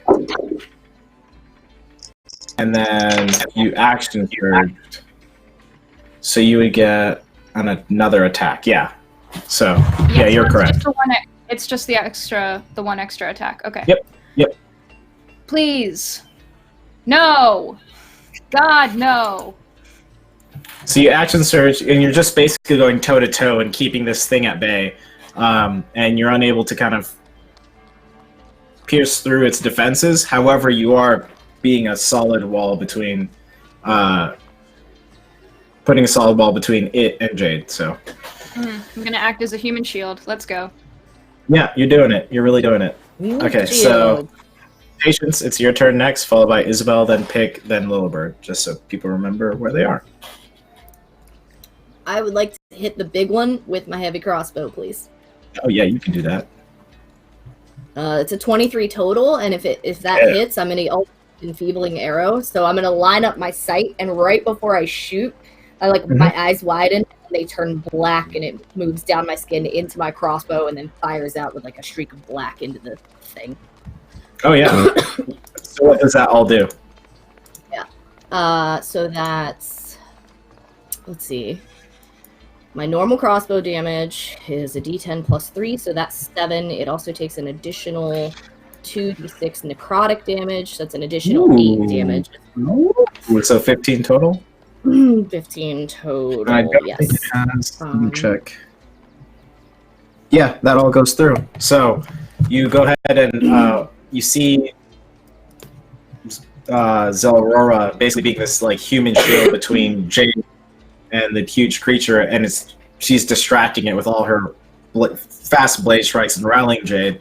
And then you take this moment, your eyes glow black for a second, and you just see this blackness travel down your arms and into the tip head of your arrow, and you shoot it off, and it launches into the bullywog, and you just hear it go, and you see this huge like black pulse and veins just hit it, and it kind of stumbles for a second. And you did a whole bunch of damage to that. So you said that in total was 15 damage, correct? 15 damage total. I would like to use my bonus action to do a second wind on myself. So I'm going to heal 6 damage. I'm just going to like crack my neck, aim, and then action surge and fire again. Oh, go for it. if you can do it, you can do it. In total. 20 hits. 20 hits, sweet. Okay, so that is an additional 5 damage. So the necrotic happens, crack my neck, second wind, fire again because I ignore the reload feature because I'm a crossbow expert, and fire again. Nice. Hit him again. So yeah, so you shoot right where you see where his veins like pulse and thick and black. You just away from your first arrow, you just slam it right there. You just see this like black blood kind of run down its pale front body. So using Zelrora's opening that she created for you, you're able to make that attack. After that, Patience, if that's end of your turn, Isabel, you're next. What would you like to do? What is it? All right, I would like to transfer my hunter's mark from the one that I just killed to the one that just tried to kill me. And then I will use my bonus action to do that. Then for my extra action, Sasha will take a fight attack against the one that just tried to attack me. Yeah, so you could do that. So you would order your hunter's mark, and then you can use your action for her to make that attack. Yep. So that all works. 10. So roll your attack. 10. Unfortunately, that's a miss. You put the hunter's mark, and you see this like red, kind of like this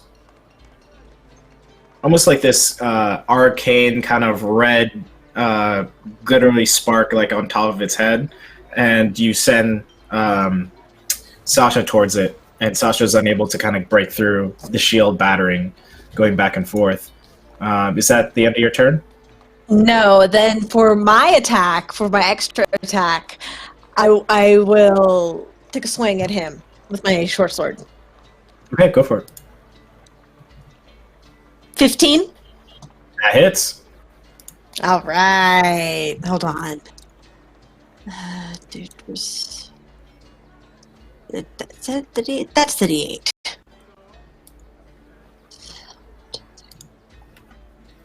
Uh, 8 damage. Yep. So with Sasha distracting it and all that happening and Hunter's marking it, you're able to put your short sword into it and you basically stab it right into its sternum. You hear like bone cracking. You twist the blade and it just falls dead right in front of you. Nice. And then for my movement, I am going to transfer my for my movement, I will go right up to join Zilrora by the big guy. Okay. Yeah, you were able to do that. Alrighty. Good to know. Isabel, that's your turn, followed by Pick, then Little Bird. So Pick, it is your turn. All right. How many? So what's left now? So right now you have at least the ones that seem combative. You have one really big bullywug who's been injured and hurt. That's in front of Zelrora, the biggest one. You have another bullywug that seems to be slightly medium armored. That's in front of you between the huge mount one. The huge mount one doesn't seem to be combative. And then the other bullywug is right next to Little Bird, and she's kind of like basically in melee with that one. I forgot something. The enfeebling arrow, he's also supposed to make a Constitution saving throw. Okay, easy enough. Of Let at me go least and do 11. that really quick. I'm sorry. Okay, so That was the whole point +2. I did it.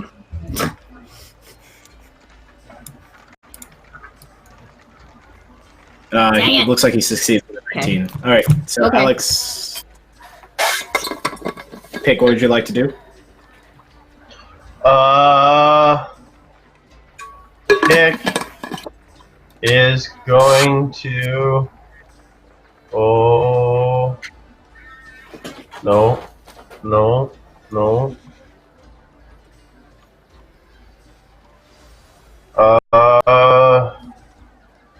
Pick is going to use his second wild shape and Okay. morph back into the moose and ram the bullywug closest to him. Go for it. And is it just is it an attack, or do I just roll to not go prone? It would be an attack. Okay, go for it. It's not.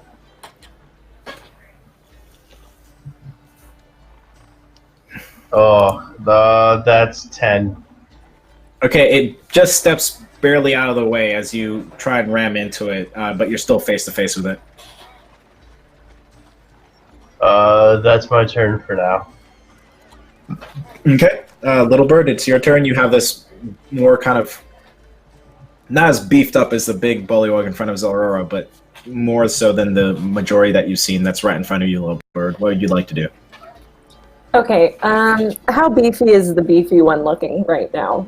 Does it look like it's had a chunk taken out of it? Does it look like it's still going strong? It looks like it's still going strong, because I think the only damage that's happened to it is from you so far. For the beefy one? The big beefy one? That's right in front of you, or the one that's in front of Zelrora? Yeah. Oh, the one in front of Zelrora looks like it's hurt, but it looks like it's in. It looks like it's in the middle of a fight. It looks like it's taken some blows. It's given some attack some things, but it looks like it's basically got scuffed up. It's in a fray right now, so Okay. untouched. It looks like he's taken some hits. Okay. Yeah, I think I'll just Eldritch Blast the one in front of me for now. Okay, and that's gonna happen at disadvantage because it's a spell like okay. right in your face. But you can I, attack the one in front of Zalora without disadvantage because it's further away from you. I'm going to do that then. And if I'm going to attack the chunky one, then I'm not going to Eldritch Blast. I am going to use one of my precious spell slots. And I'm going to Guiding Bolt. Ooh. And I have to roll Nice. to hit for Guiding Bolt. One moment. I hope you hit. 'Cause you don't I want really it. hope so too. Yeah. Yeah! You hit it. I'm Go ahead and so roll damage. pleased. Okay. This is a chunky hit. Chunky. Like a big. Yeah! So that's Nice. 10, 15, Heck 17. yeah. 23? Yeah, something like that. Okay, 23 points of damage. Guiding Bolt. God And dang. next person gets advantage, or next hit gets, the Guiding Bolt thing. Big. Dang. So you see all these like kind of stars form right in front of the giant, huge bullywug in front of you, Aurora. You see like this constellation form of this like skillet essentially, and it just smacks him into the face. And you see him reel back, and like you see the stars almost like twinkle in his eyes, like matching the constellation he just saw. And it looks like he's like slightly off balance and kind of weirded out. His face looks like it just concaved a bit. You see like some crushing injuries happen to his face. He is fucked up. And then she's going to use her last healing light d6 on herself. Because she doesn't look good. Oh, cool. Nice. Cool. Jade, it's your turn. Okay, so I think it's an action to use a consumable item. Just so you know, there's that small bullywug next to you is dead, so there's only the big one in front of you, a slightly smaller one in front of Little Bird, and a slightly smaller one in front of Pick, and that's it. Just so you know, everyone knows where the battlefield kind of looks like at the moment. Okay. I have another Fuck it. rally. Fuck it, I'll risk it. Okay, I'm going That's the to barbarian. attack That's the that. big guy. I'm attacking the big guy. I'm doing it. I'm Yes. gonna hit him with my whip. That's what I'm gonna do. I mean, you take big boys out with whips, you know what I mean? Yep. Oh, fucking This is not 12? BDSM Are you kidding channel. Sorry, me? counter roleplay. Just kidding.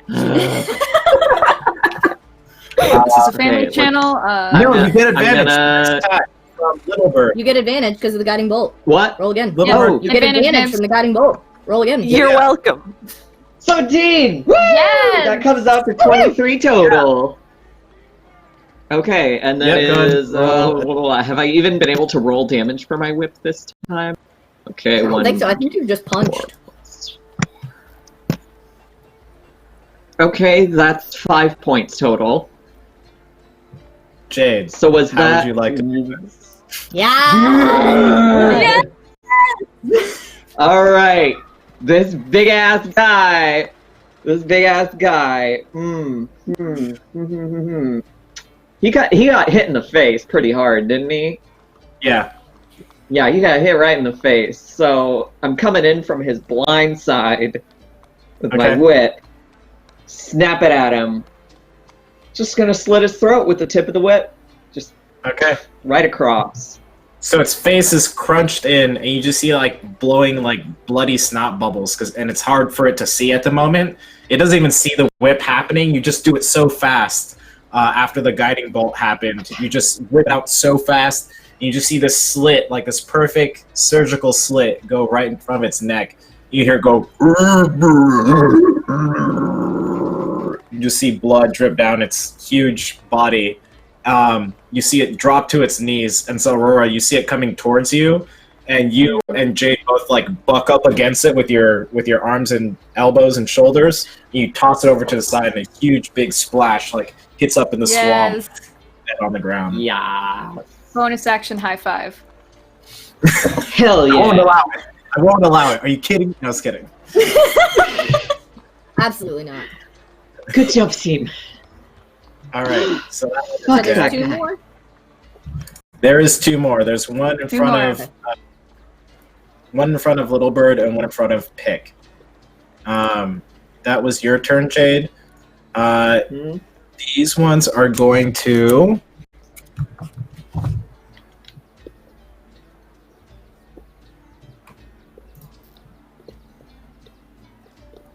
Okay, so these are both going to try and do a jump, so that you see them like get down onto both of their four legs, and you see them kind of like flex down, and they're jumping and leaping up.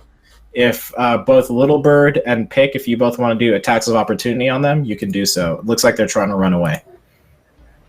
Yes, please. Can I cast a spell as an attack of opportunity? I don't actually know how that works. You have Forecaster.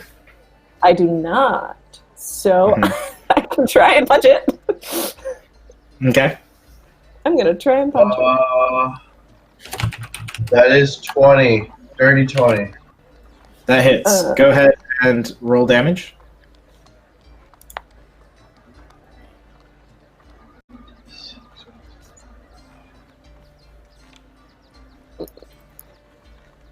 That's So- 9 damage.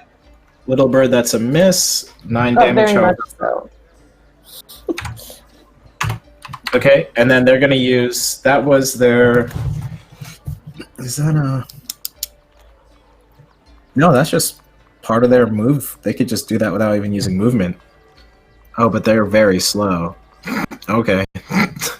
So, you see them like now back on their feet running, and it looks like they're both looking at each other and like nodding their heads, and they see like a deeper section of the swamp. It looks like they're trying to make way for it to maybe possibly escape. How far away from it are they? They are about 40 feet from that. How far away is that from me? That from you, you're a bit further away from everyone at the moment, Yeah. so that would place you around 60, 70 feet, give or take. Okay, just wondering. Okay, perfect. All right, so now it's going to be Patience's turn.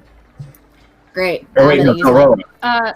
Oh, okay. Your turn, Zorro? Zorro, yeah. Yeah. Yeah, Zelga's before me. How far away is the one closest to me? Because they're both running away, right? Mm-hmm. It's probably about 30 feet away from you. Okay.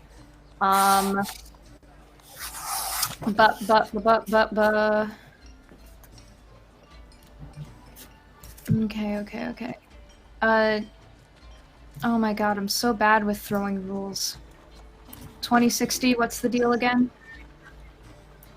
20 for what? Are you using like a spear or what? Hand axe. Okay, a hand axe. If it's 20, within 20, you get to throw it with just a regular roll. If it's 60 and below, you can still throw it, but with disadvantage. Okay, perfect. Then I will move my full movement 25 feet to the nearest froggy boy. That'll do it. And Yep. throw my hand axe. Okay. Going to roll damage. Or Or roll to roll hit. to attack, rather. 22. Yep, that hits. And then roll damage. 4 damage. 7? Wait, no, 7 Ooh. damage. Yeah. Alright, so this one looks kind of messed up. It looks like if it takes maybe 2 or 3 more attacks from a couple of your friends, it might not make it. Can I bonus action attack again? Go for it. Ba-boom. That's another hit. Go and roll damage. Ba-boom. Man, y'all doing good today. All right. That's- So yeah, it looks like you nicked it right under its thigh. It looks like its thigh's bleeding pretty heavily, but it still looks like it has like a flight or fright kind of movement to it, and it's just trying to get out. It looks very scared, but still alive. Why are you running? Why are you running? Yo, quit playing. You about to make dinner from them? Just like, some good frog legs, some Bayou frog legs. What's up?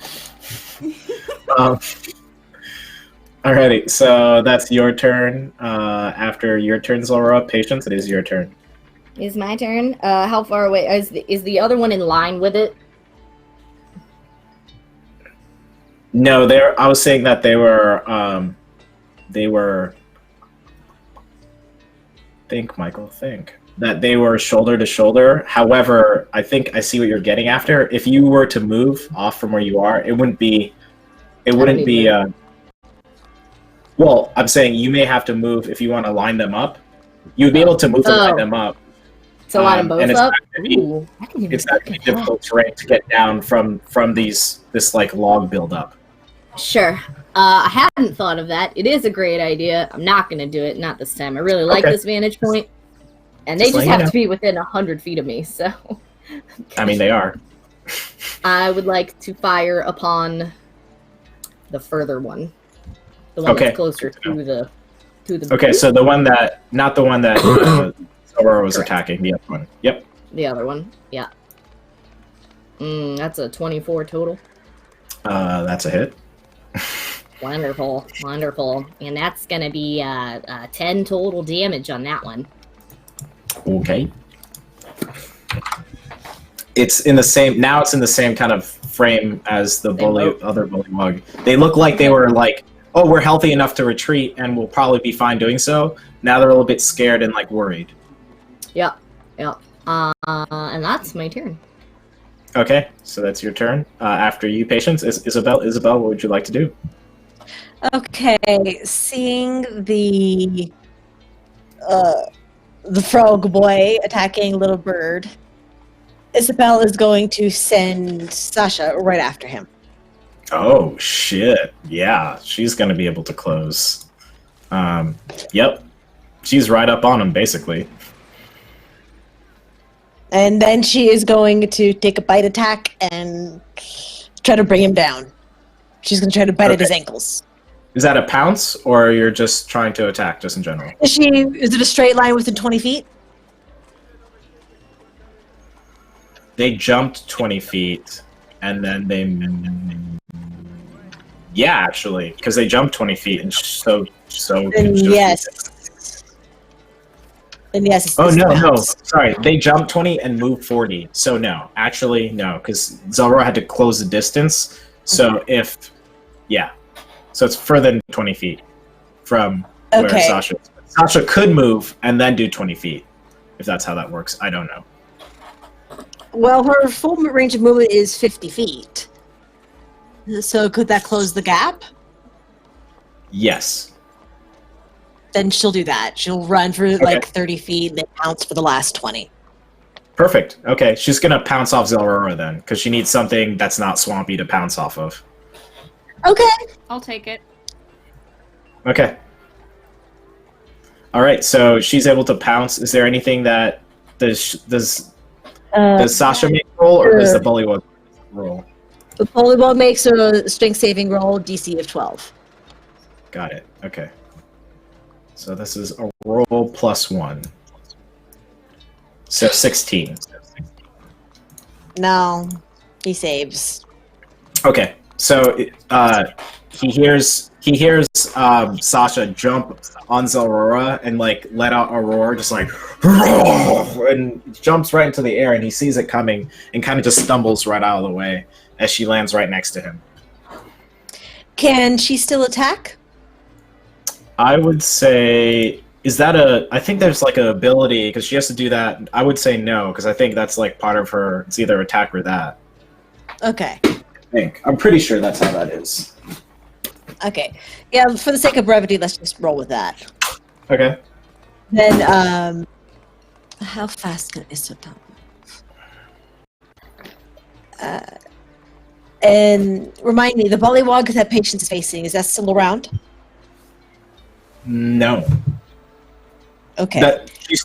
Facing or targeting? The one she's targeting. The one that she's targeting is still around, yeah. Okay, That's to the then left of Sasha. how far away? From you or Sasha? From myself. That would be about 55 feet. I'll hunter's mark it, and then I'll start sprinting toward it at 30 feet of movement. Okay, good to know. All right, That's my turn. Okay, so that's you, Isabel. Pick, it is your turn, followed by Isabel. All right. And you're about 20 feet away from them, Pick, because you weren't so far away when they started their jump. Oh, no, you're 40 feet. So, yeah, you're not so far away from them. All right. Well, if I'm 40 feet, I'm gonna straight up do another charge attack at the biggest one. Okay, so you're going to make an attack? Yep. Okay. And you'll be doing it against the one that's to the right of Sasha currently. Whichever one's the biggest, yes. That's 9. Okay, so seeing as you're coming up as well, it's able to kind of use some of your momentum, and I'll just say that it used some of your momentum to help it move 5 feet forward a little bit more, as it kind of braced for you and allowed you to like budge into it and push itself 5 feet forward. Okay, so that's your turn, Pick. Jade, it is your turn. What would you like to do? Doesn't Little Bird go before me? Oh, Little Bird Yeah. does. Yep, you're correct. Apologies. Okay, we're going back to the standard fare. There's one on me, right? No, No, that there's not one on me jumped anymore. away from you. It jumped I away forgot from about you. that. Sweet. That means that I don't have to deal with distance. Then I'm going to shoot an Eldritch Blast at the more injured-looking one. Okay, sounds good. Ooh, nice. That's a hit. Go and roll damage. That is. Ooh, nice. 9 How much is that? damage. That's 9 damage. I Yeah, don't get any 9? pluses. Okay. Well, either way, so you see this one that used Pick to kind of get some momentum, bump itself forward, and today you've just been all about those aerial shots. So you see it like bump itself forward, and you see it like a froggish grin come to its face, like a huge croak coming out to laugh. You go ahead and just fluff your feathers right at it, and you see this like celestial beam hit it in the back of its head, and it just smacks its face down into the water with its legs up and goes forward a bit and slumps down into the ground. Into the water. So that one is now dead. You just did an alley-oop with Pick. A large, rah, but better and more intimidating. All right. So that was your turn, Jade. It's your turn next. What would you like to do? Okay, so how many of them are left at this point? And how Just far one. away are He's trying they? to survive his life. From you, he's 45 feet away. 45 feet. Do. Okay, I'm gonna pull out my light crossbow, take aim, and fire. All right, go for it. Alrighty.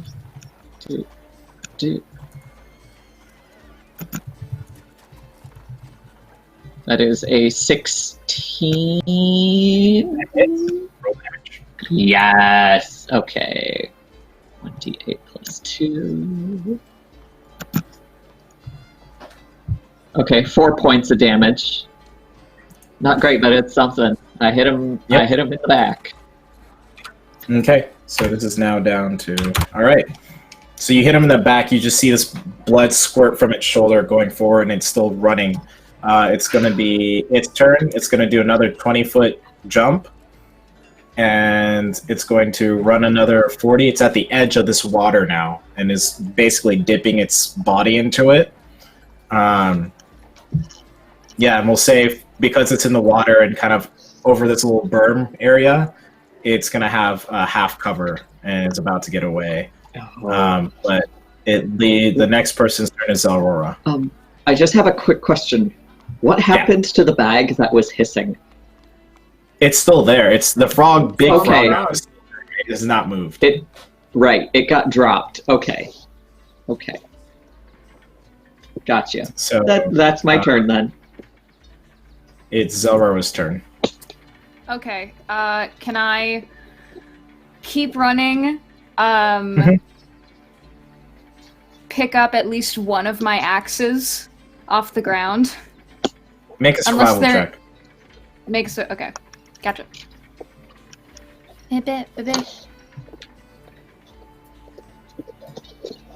Actually, survival or Hey. investigation, whichever one's better. Well, that is a 3. Okay, yeah, you like plunge your hand into the water and you try and like look for something. You're like, oh, I think I got it, and you yank up and you just like a huge root is in your hand, and you're like, fuck. You just drop it into the water. Okay. And moving my full 25, there's no way I'm getting to the frog, right? Okay, no, nothing so. Okay. Yeah, no, then I'll guess I'll just like and like really try to find my axes. Okay, we'll get back to that. Okay. Patience, it's your turn. You said this thing now has half cover? It does. Okay. I would like to take a deep breath with my crossbow, open my eyes, and they're pale white, and go, Okay. not today, and fire a seeking arrow at it. Ooh. Mm. Ooh. So I Here, we choose a fucked with creature. those. I choose a creature I have seen in the last minute and fire an arrow that flies toward that creature, moving around corners and ignoring 3/4 and half cover. So if it's in range and a path is available, it has to make a dex saving throw of at least 11 or take damage from the arrow plus 1d6 force damage. And I learned the location even though I know where it just went. 3, so it fails. Awesome. So it takes... Okay, arrow damage first is going to be 6, plus the additional force damage is 1, so 7 damage total. All right. How do you want to do this? I would like so for her to fire, and the arrow goes streaking past, and it leaves like this trail of like bright white, and you guys just watch this bolt fly past you and go, shoo, and then just bloop, and then go, poof, and then the frog just floats at the top. Okay. So what happens is Nice. your eyes go white, and these like little sparkles and lines travel to your hand into your arrow, and it shoots out, and you see this guiding arrow energy go through. It basically goes. It goes through where Zoroa's like looking for her axes, and it just like goes under her body, and then it goes through Sasha's like under her legs, and it goes through who else do we have up there? Pick. Pick kind of like is roaring out in his moose form, like pissed that he wasn't able to kill something, and it just like goes through his antlers, and then you just see this guiding arrow go up, like straight up into the air, and then you see this like bullywug like enter the water and start moving its way, and you just kind of see this water wake on top of the water, and you just see this arrow plummet down, go zip, and you see this like arcane sparkle come out of the water, and then you just see like the tip of the like arrowhead, like the shaft of the arrowhead like bobbing in the water, and some moments you see the frog go up and then back down. You just know the location of it. It's just bobbing in the water dead. Just imagining a really great cinematic shot of it just following the arrow the whole time. Oh yeah. And I So, would like yeah. to climb down from my perch and go and collect my crossbow bolts. I use Yes. so many. Congrats. So you folks, you guys were able to take out all this ambush of bullywugs that happened to y'all. Yeah. It's still nighttime. Yay! You see that big like frog mount still there going. It's just like right there. you see a couple like huge dragonflies like spin around it, and it's just like and picks it out and eats it, and then does it to another one, and it's just standing there. I would like to make looking. a wide berth around the frog mount because I am small. Okay. You see it like you move around it, and you see it like croak really big, and then you see it like lick its lips and look at you, and then it loses interest in another Move thing. a little faster. But like, don't let it show my face. It's moving a little faster. Go ahead, Isabel. Isabel would like to take some time to loot the bodies. Okay, so go ahead and make an investigation check, please.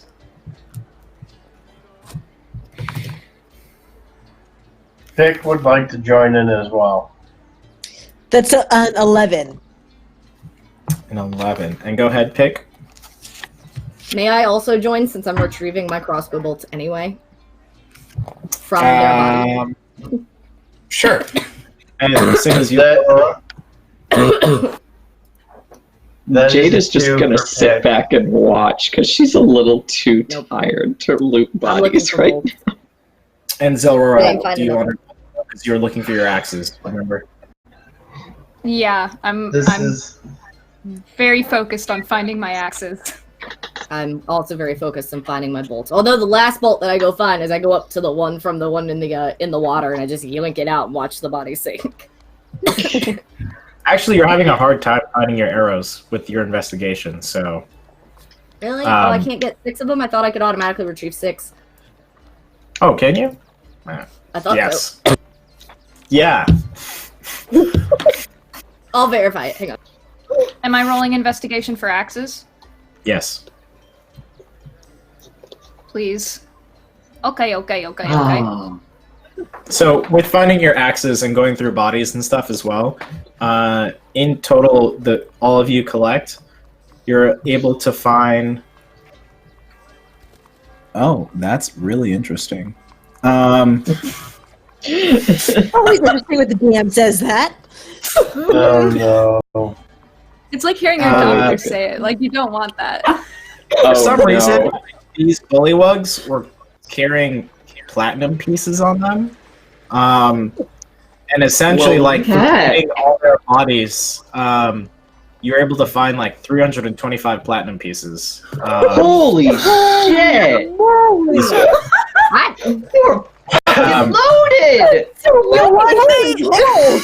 Holy shit!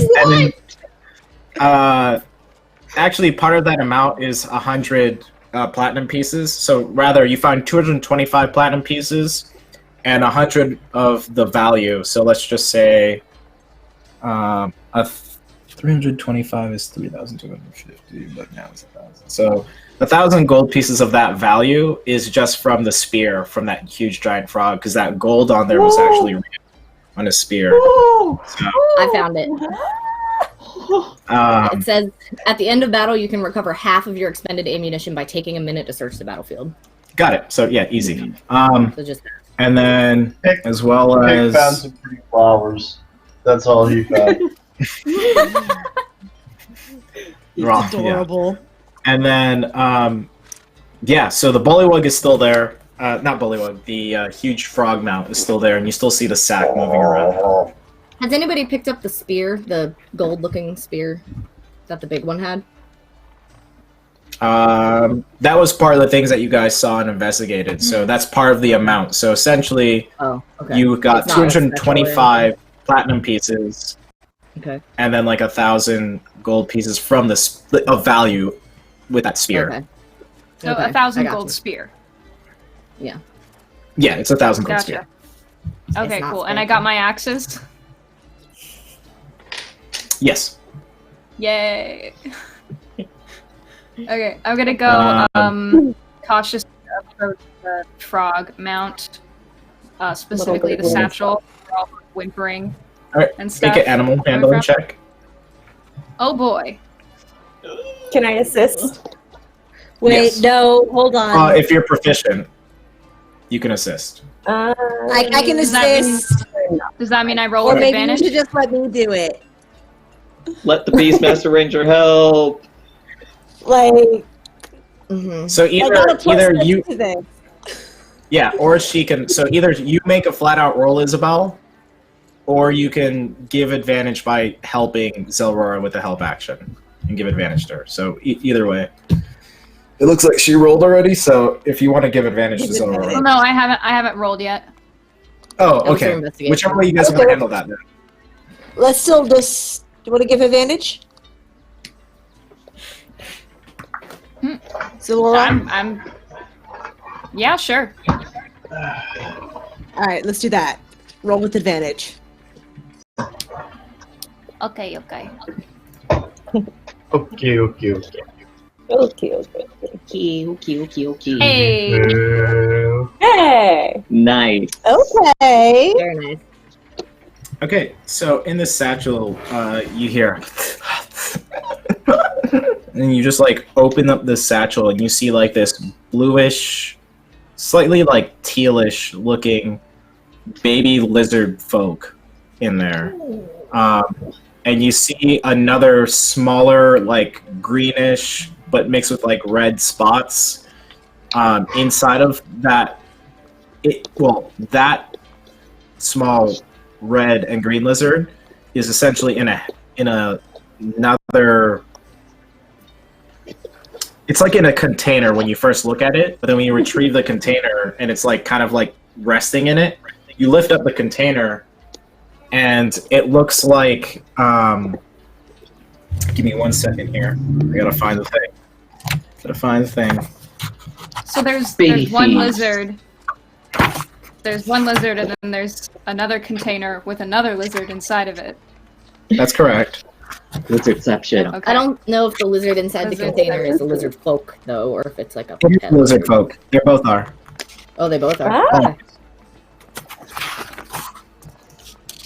Just finding this thing. Won't be too long. Hello? Why is your appendix so small? A fair question. There it is. Okay, so you see this brass helmet, basically, and this brass helmet has, looking at the helm, it looks like it has like this goldish crack into the lenses, like it has lenses in it built in. It looks like it has like a goldish crack into it when you inspect it, and it also looks like it has a weird mouthpiece to it. It looks like it has some sort of like place that you can kind of put your mouth on, and it has like these like little holes that are inside the front of that little mouthpiece area. And on this helmet, you do see it almost looks like weird little like fish fins on the sides of the helmet as well. And where's this helmet? Like, are one of them wearing it? It's not wearing No, it, it's just it's napping, inside it. resting inside of it. Like if you think of a cat that's like inside of a box, like resting inside of a box, this little lizard folk is doing the same thing. It's like a very small baby lizard folk that's kind of cradled inside of this. Okay, and How- is the bigger baby lizard folk holding this helmet that's holding the other baby lizard folk? No. It was just like, They're completely separate. and if I could give you the sizes, like one of the lizard folk in there is about What are they compared to 3 me? feet big. So they're my size? They're patient sized? How big are you, I'm- patients? I'm 2 feet 8 inches tall and I weigh 40 pounds of stacked muscle. Yeah, so one's about your size, and the other one's about a third your size. The one that's a third your Oh, size it's is a inside. baby. Yeah. Yeah, I'm literally just gonna like peek my head in and just like opening up like the satchel or whatever. Be like, "You all right, sweetheart?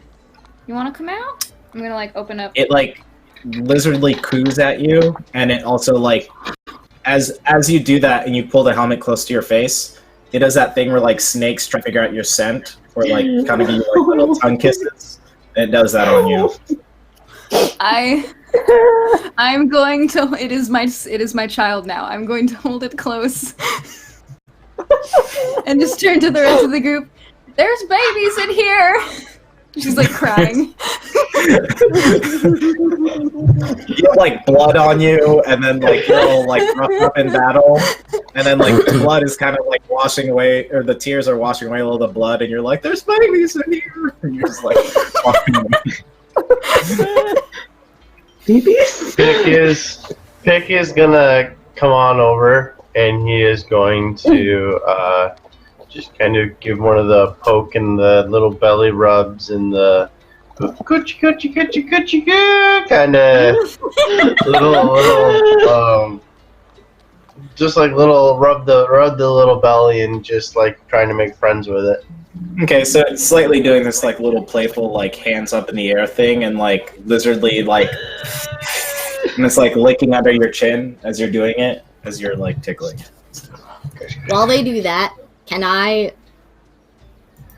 crawl up onto the frog's back and start cutting the satchel down? Make From an the animal frog. handling check. Ooh, I don't know if I can do this. Very carefully. 17.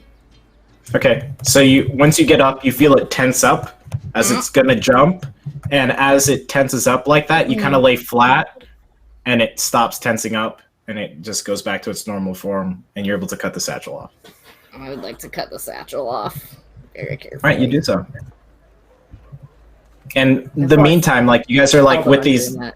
lizard babies, and you're on top. That huge like frog right there. You see it like have its tongue out, and it like goes and does a quick like, it like snatches something from the water very quickly. See like this snake come out of the water, and it just goes right into the frog's mouth, and he eats it. Are there any other bags or satchels or anything on this No, that frog was it. It was just like That one was it? satchel that was on the side. Can I I'm getting- cut the rest of this like saddle? Is there a saddle? I don't know. It looks like it's more like a I would like to free the frog from its restraints. That's what Yeah, I'd like easy to do. enough. Remove You're easy- everything you from can the do that. frog. Yep. Marvelous. Easy. And then I would like to smack it after I get down. Like just hit it, make it go away. And then, real quick, if you can entertain the audience, I have to pee super bad, but I've been holding it the whole time, so I'll be right back. I smack the Oh, frog and no. it jumps away. Yeah. Smack it. I like how we have officially adopted those little baby lizards. Yep, they're ours They now. are our children now. No. There are babies No. now. No. We have to name them. Yes, No. you're overruled. No. Absolutely not. They're our kids. We are not keeping them. They have parents. We have baby lizards now. They have Oh. parents. Or I do was they? gonna say, What if the what frog? about They them their probably parents, have eh? Yeah, They that's have What for about them to their decide, mommies not and us. daddies, eh? That's for them What to if the decide, not bullywugs us. killed them? Then they're But dead. if they And they they're don't orphans. have, if Then they there don't are have parents, babies. Then we keep them. Yes, Then there are babies now. obviously. Yeah, you're just gonna roam through a town with lizard folk behind you? They're gonna Yup. get bigger. Yep. They're gonna get Yes. killed on sight. You will never be able to walk into a town again. That's Okay. dumb and foolish. It's waiting, And also everyone. really not good for them. That's not, they need to grow up in their own society, not ours. I think that's really rude. Alrighty. You can't just go So and what do we- adopt things just because you want to. It's fine. It's fine. Just No. Pick is just gonna hold one up to Patient's face. Just like No. lick her in the face. No, they're cute. Don't get me wrong. Like, they're really cute. But no, you can't keep them. We can barely feed ourselves. We're not going to be able to keep them. I'd like I have a to cold. arrange my my cloak or what have you into a little baby sling. Okay. Easy. Yes, the Yeah. baby Bjorn. Listen, Baby some don't Bjorn, want take care of now, the but they baby. have to go back. Just a quick tip for dungeon masters out there: if you need team cohesiveness and your players not to act rationally, Baby I animals. suggest the baby or baby animals tactic. Works every time. Babies. They're both. Okay, They're but does babies and baby animals. No. Does The that best of both worlds. It's just the world's weirdest D&D campaign? Listen, here's the thing. The Here's world's the thing. best D&D campaign. But, like, weren't we supposed to be fixing things between the lizard folk and these people? How do you think the lizard folk are going to respond if they think, oh, they kidnapped our children? We'll But we just didn't kindly kidnap them. explain that we You think they're rescued going to the believe baby. that? We can't just let them And go. then you kept them. Your babies were going to be eaten by these big frog creatures. So we killed the frog creatures, and then we kept your babies instead. Well, no, we're not keeping them. We're going to return That's them exactly to their what parents. That's what I've been saying, but everybody's saying no. You want to keep them. We have to return them. I'm going to keep them in Can I my make a heart. point, eh? Is there a How point B do that we- follows? How do we know that these frogs weren't working for the lizard folk then, eh? You don't. But I assume they weren't because they're going to eat their babies. But what if they were collecting the babies from a nest there, eh? For the lizard folks. Yes. How do we know That they were doesn't going make to any eat sense the babies? whatsoever. Why Why do you would they think be would eat collecting the them? babies? What You else never would they be know collecting who's- them for? You never know who's been making friends in the forest then there, eh? I mean, Zora, you can tell that from the satchel that you had there. You can tell that, like, that satchel wasn't meant to carry them nicely. Like, they were stuffed in there with a helmet and 2 other things with your investigation, so. Mhm. I don't think so. I'm just getting them comfy in the baby Bjorn. Let's take them back. They probably have parents. I agree, and we will. Where But is first, we should back? probably sleep. It's still the middle of the night. Ew, you want to sleep here in a swamp? Well, no. I just I'm want to sorry, sleep. down the road a little How- bit. How far What's away wrong are with we, the like, swamp? from town? From town? Any town? Any, like, the probably closest thing. 2 days. Other than the We're- location. Other than the location told to you about where this. I mean, Other than the We were- location, well, the only other location that you know about is about half a day away, and that's where the traders and the lizard folks were spotted together. That's like the only other location you folks know about in this area. okay. We were but- about to sleep here anyway, eh? Yeah, and as a ranger, that swamp is Isabel's favorite terrain, so she can easily find dry land and food for everybody. Alright. I would really like to get some sleep, please. I just don't want to sleep in the water. Can we find somewhere? I'm not going to Liz, can we sleep in the find water. something? Isabel can find a good spot. Yeah, look, I know what Isabel can find. And if she can't find us, she can't find a decent spot, eh? Then She can find everything. I'll, Fine. I can make one, eh? Now, Oh, I have this ability to move earth and water. It's really cool. that sounds handy. I mean, Iz can find Alright. anything, though. So what are y'all doing, folks? Save your strength. Isabel is going to start hunting for a dry spot for them to make camp. All right, make a survival check with advantage.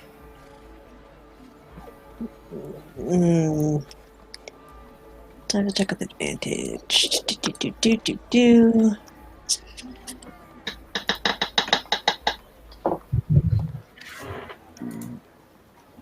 Oh, thank God. 17. Okay. So,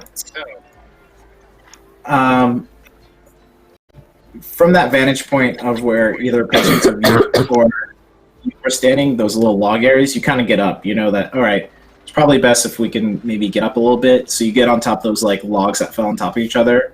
And in the distance, probably about 300 yards away, you see a place where the swamp comes to a small little hilly portion that's like elevated from most of the swampy water. And you see kind of like thick grasses, two big trees kind of in that area. You see even a little bit of like reddish, clayish dirt. You're able to like kind of, well, you can't see color at that moment, but you do see like a mound or terrain feature that looks pleasant enough to possibly rest for the night that's off of water. Isabel is gonna go check it out and then lead the gang over. Okay, so I'll you're go over and gonna. check it out. All right, so you folks go 300 yards away, making your way slowly. You get over there.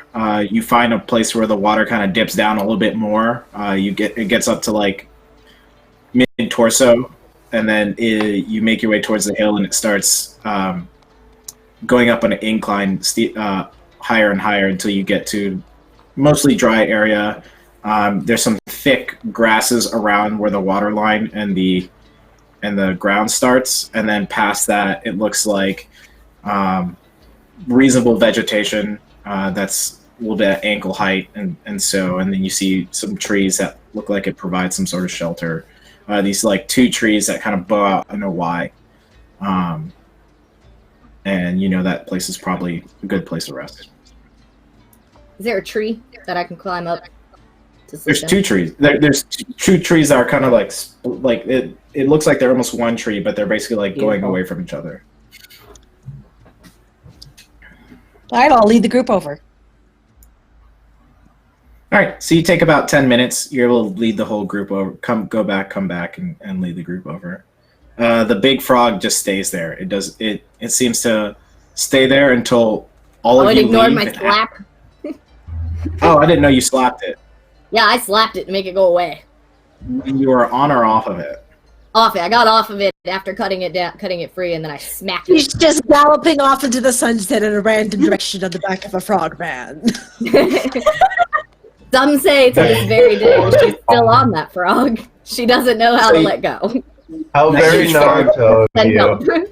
Yeah, it ends up jumping away, and so yeah, it's not there. But the whole party's to where that nice-looking patch of earth is. So all you gather there now.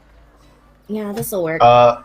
Pick is going to take about 10 minutes to make everything nice and even, and then build a little campfire area. So he's going to use his mold earth to like make a nice little dip bedded areas, and then it's going to be all nice. The rest of it's going to be all nice and even. He's going to have a little campfire. He's going to use his druidcraft to start a little campfire, and he's just going to make like a nice little camp for everyone. All right, so you take about 45 minutes to do so. You get the earth to make a nice, comfortable, flat area for you to sleep in. You carve it out of like some of the hill, and then you also dry the earth, being able to get some of the drier earth from where you need to get it from. And yeah, you have a pretty nice area to rest up in. These two twin trees look to like keep the elements at bay, or at least provide some sort of wind resistance if it blows around. So you got a cozy little campfire set up for the night. Nice. I'm gonna set up a little bed nest thing for Debibis. Okay. Just in the amount of time it took Pick to get that set up, Jade is like almost falling asleep standing up. Make a constitution saving throw. Jade, make a constitution saving throw. Oh shit. No, I didn't know to do that. Isabel and Patience are 11. taking bets on how long it'll take Jade to fall over. Your body is so traumatized from lacking sleep from other moments that you're basically just standing up, and at some point you're like leaning next to Isabel, and when you're standing up leaning up against her, you basically just fall asleep. Isabel has to like catch you before you slump over to the ground, and she just lays you down. Patience slips a gold to Isabel. Thanks, Izzy. Oh, you don't respond. You're I out. take a moment. Oh no, I'm just out. Just out cold. I take a moment. I tuck her in. I take off her boots, make sure she's stripped of her weapons. I cast Healing Word. Oh, thank you. No, sorry, not Healing Word. It's called Cure Wounds. 1d plus 3. D8, D8, D8. Oops. No? Yes.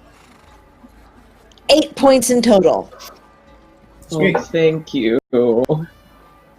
And All right. Can I go foraging for food? Yes. Make a survival check with advantage. I would like to climb up into the tree and have my crossbow at the ready and just keep an eye on her as she's foraging for food. Okay, make a perception check. Okay. 9.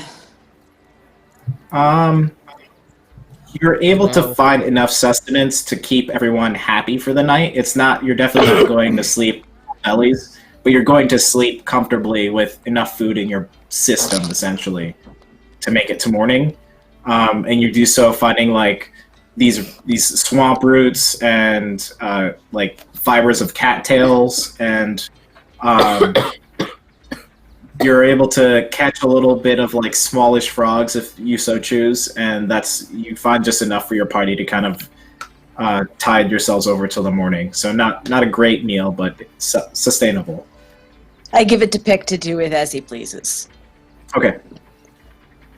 Pick is going to first. What he's going to do is he's going to he's going to go over to where Jade is sleeping. He's going to move a little bit of the soil, and he's going to put a little plant in it, and he's going to use his druid craft to make it bloom. And what you just see is this little lavender plant bloom, and just the scent of lavender start to wafting over by Jade. And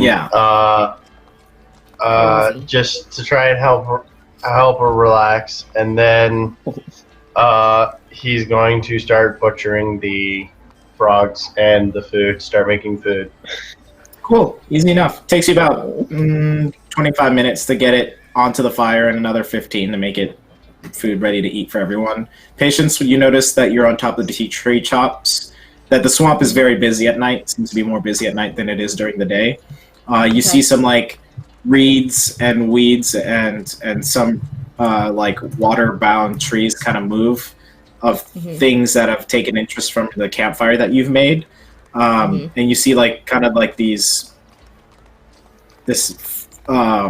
fauna movement come towards the camp, and it seems like they stand there for about 5 minutes, and once whatever creature is done looking, they just go away.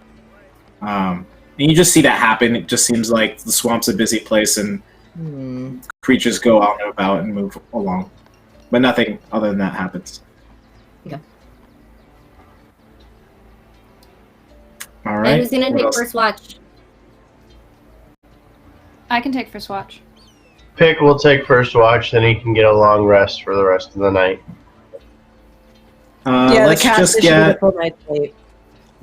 Let's just get Pick, Zorora, Little Bird, and Patience. We'll get you 4 to make perception checks really quick.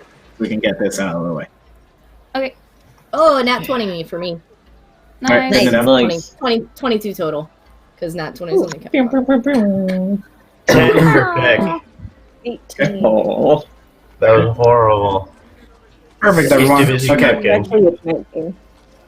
So at night, you see one of these bullywugs come up, and it looks like a single one of them. At that point, let's just say Patience. You see this one coming up, and at that point, you fire another seeking arrow at it, and you just basically slump it and kill it right there. And then you see how you saw like other figures come and check out the fire, like the movement in weeds. Those things immediately turn around and just bolt out of there. So at this point, I want everyone to roll hit dice. You guys are leveling to level 5, and then we'll end the show for the minute. Yay! Yeah. Look how many that is. I mean, me and Zelrora get all the attacks. All the attacks. It never stops. Literally all of them. Every single one. So The roll your hits hit start dice, coming, add they don't that stop to coming. your maximum health, dice? and then It's a D12. be prepared to be level 5 next game. Oh, yes. Do we have to actually, roll for health, or can we take the... Oh, okay. Nice. you can take the Oh, default. no. Jay, no. Also, on another note, I won't be here next week. I'm celebrating my birthday weekend with my wife. Oh. So, Happy birthday! Yay. and I think we end the show on what date? I want to say is it the 27th or the 20th? I want to say it's the 27th. I'll have to get back to you folks. But we're getting there. So close. In either way, I'll be prepared to kind of get you guys to a final session. Oh boy. Oh boy. But yeah. Oh boy. Oh boy. Oh jeez. We have We have it trademarked. we have like 2 more minutes here. You guys want to ask me any questions about your level ups here? Any questions while we're still here? And then we'll end it. I wasn't prepared to level up to 5 so quickly. I don't know what to do. What do I get? I just get. Oh, I already have my friends. I just get my extra attack, so that's okay. All right. That's I get okay. 2 more spells. Let's Nice. see what I I'm gonna get get. ability score improvements. Nice. Yay. 1 Yeah, that's V what Reddit- challenge What rating do of I 2. get? It doesn't really look like I get anything exciting at level 5. 2, 1. This I have a means theoretical question. Wait, I get for the Go DM. extra. That's what I'm here for. If I were to theoretically cast Comprehend Languages, would I be able to relay the comprehended version to my party through mimicry? Would that work? That is a very interesting question. that is an Yeah. interesting question. Kenku mechanics! Yeah! Yeah. Yeah. That could potentially be game breaking. Yeah. Dun dun dun! Comprehend languages. So you're comprehending. Sweet. So I My guess the speed question gets is, can you 10 feet take faster. a phrase in one language and mimic it in another language? Is that the question that you're asking? Yeah, because I don't know if, like, does Comprehend Languages, well, would it translate it or just allow me to understand? Here's my question about comprehend language. Is it a self cast or can you cast it on someone else? Let me see here. One sec. Let me pull up my sheet. I might want to look that up. So I can do that too.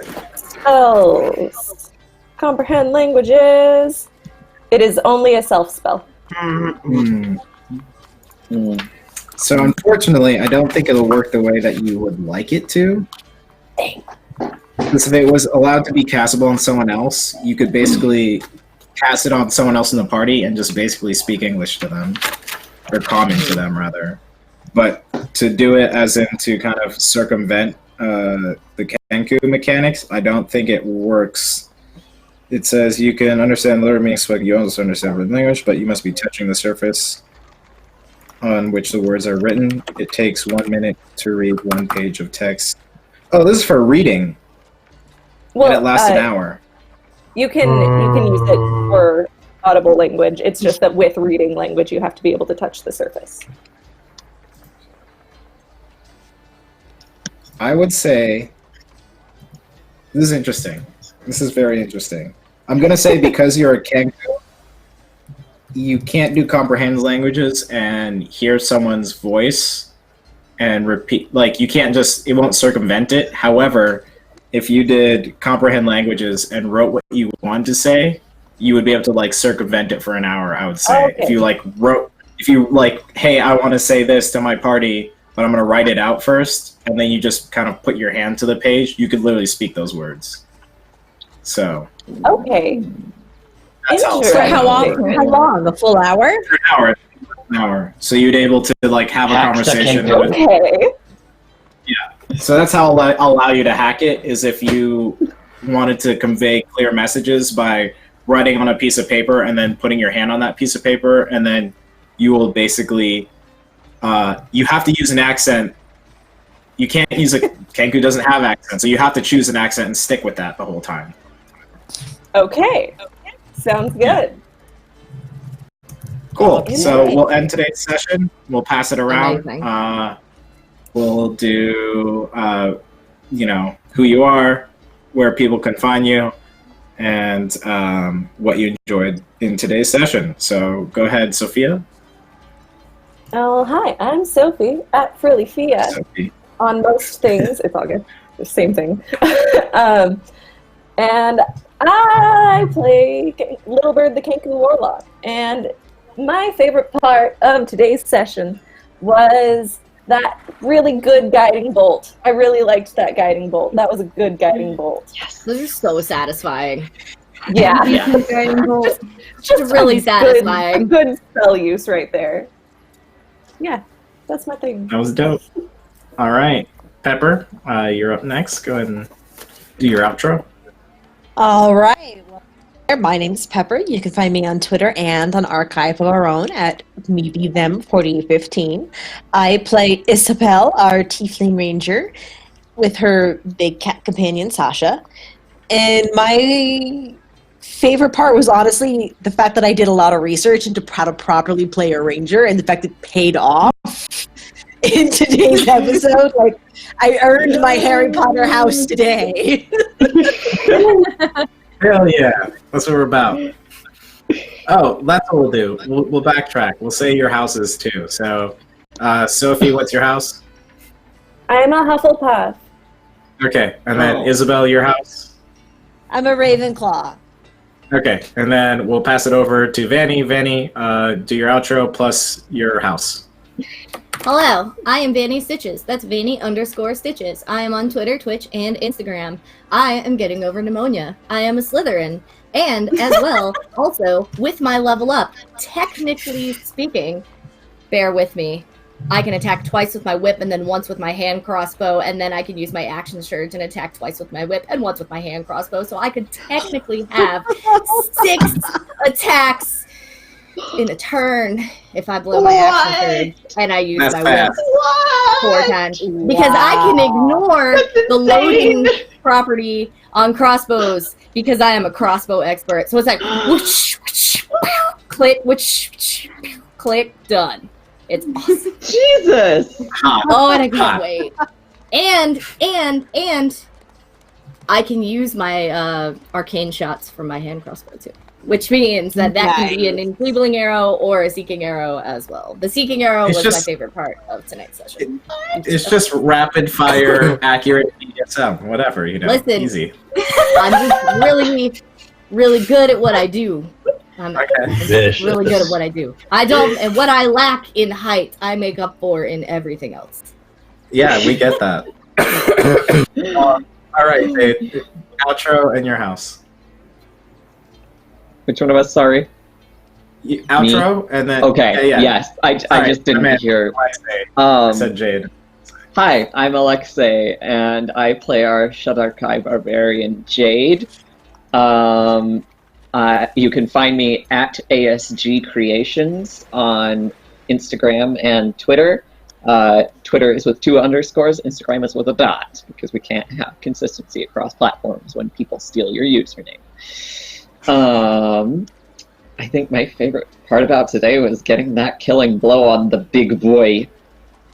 That was a good hit, and with a very fancy spear. Like, damn, 100 gold, 1,000 gold spear. That's really, really fancy. Mm-hmm. Also, I'm a Gryffindor. Nice. And I think that. Oh yeah, with my level up, I now get to move. I now have a speed of 40 feet, and I get another attack per round. Nice. So, Nice. All right, Lindsay, outro and house. All right, I'm Lindsay Bouchard. You can find me on Twitter at @deburbles, Bubbles the Mermaid, as well as Instagram, Tumblr, and in the Twitch chat as something that says Bubbles.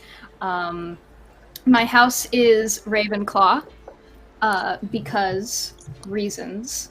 Because best The house. best reason. The best reason. Yes, caca.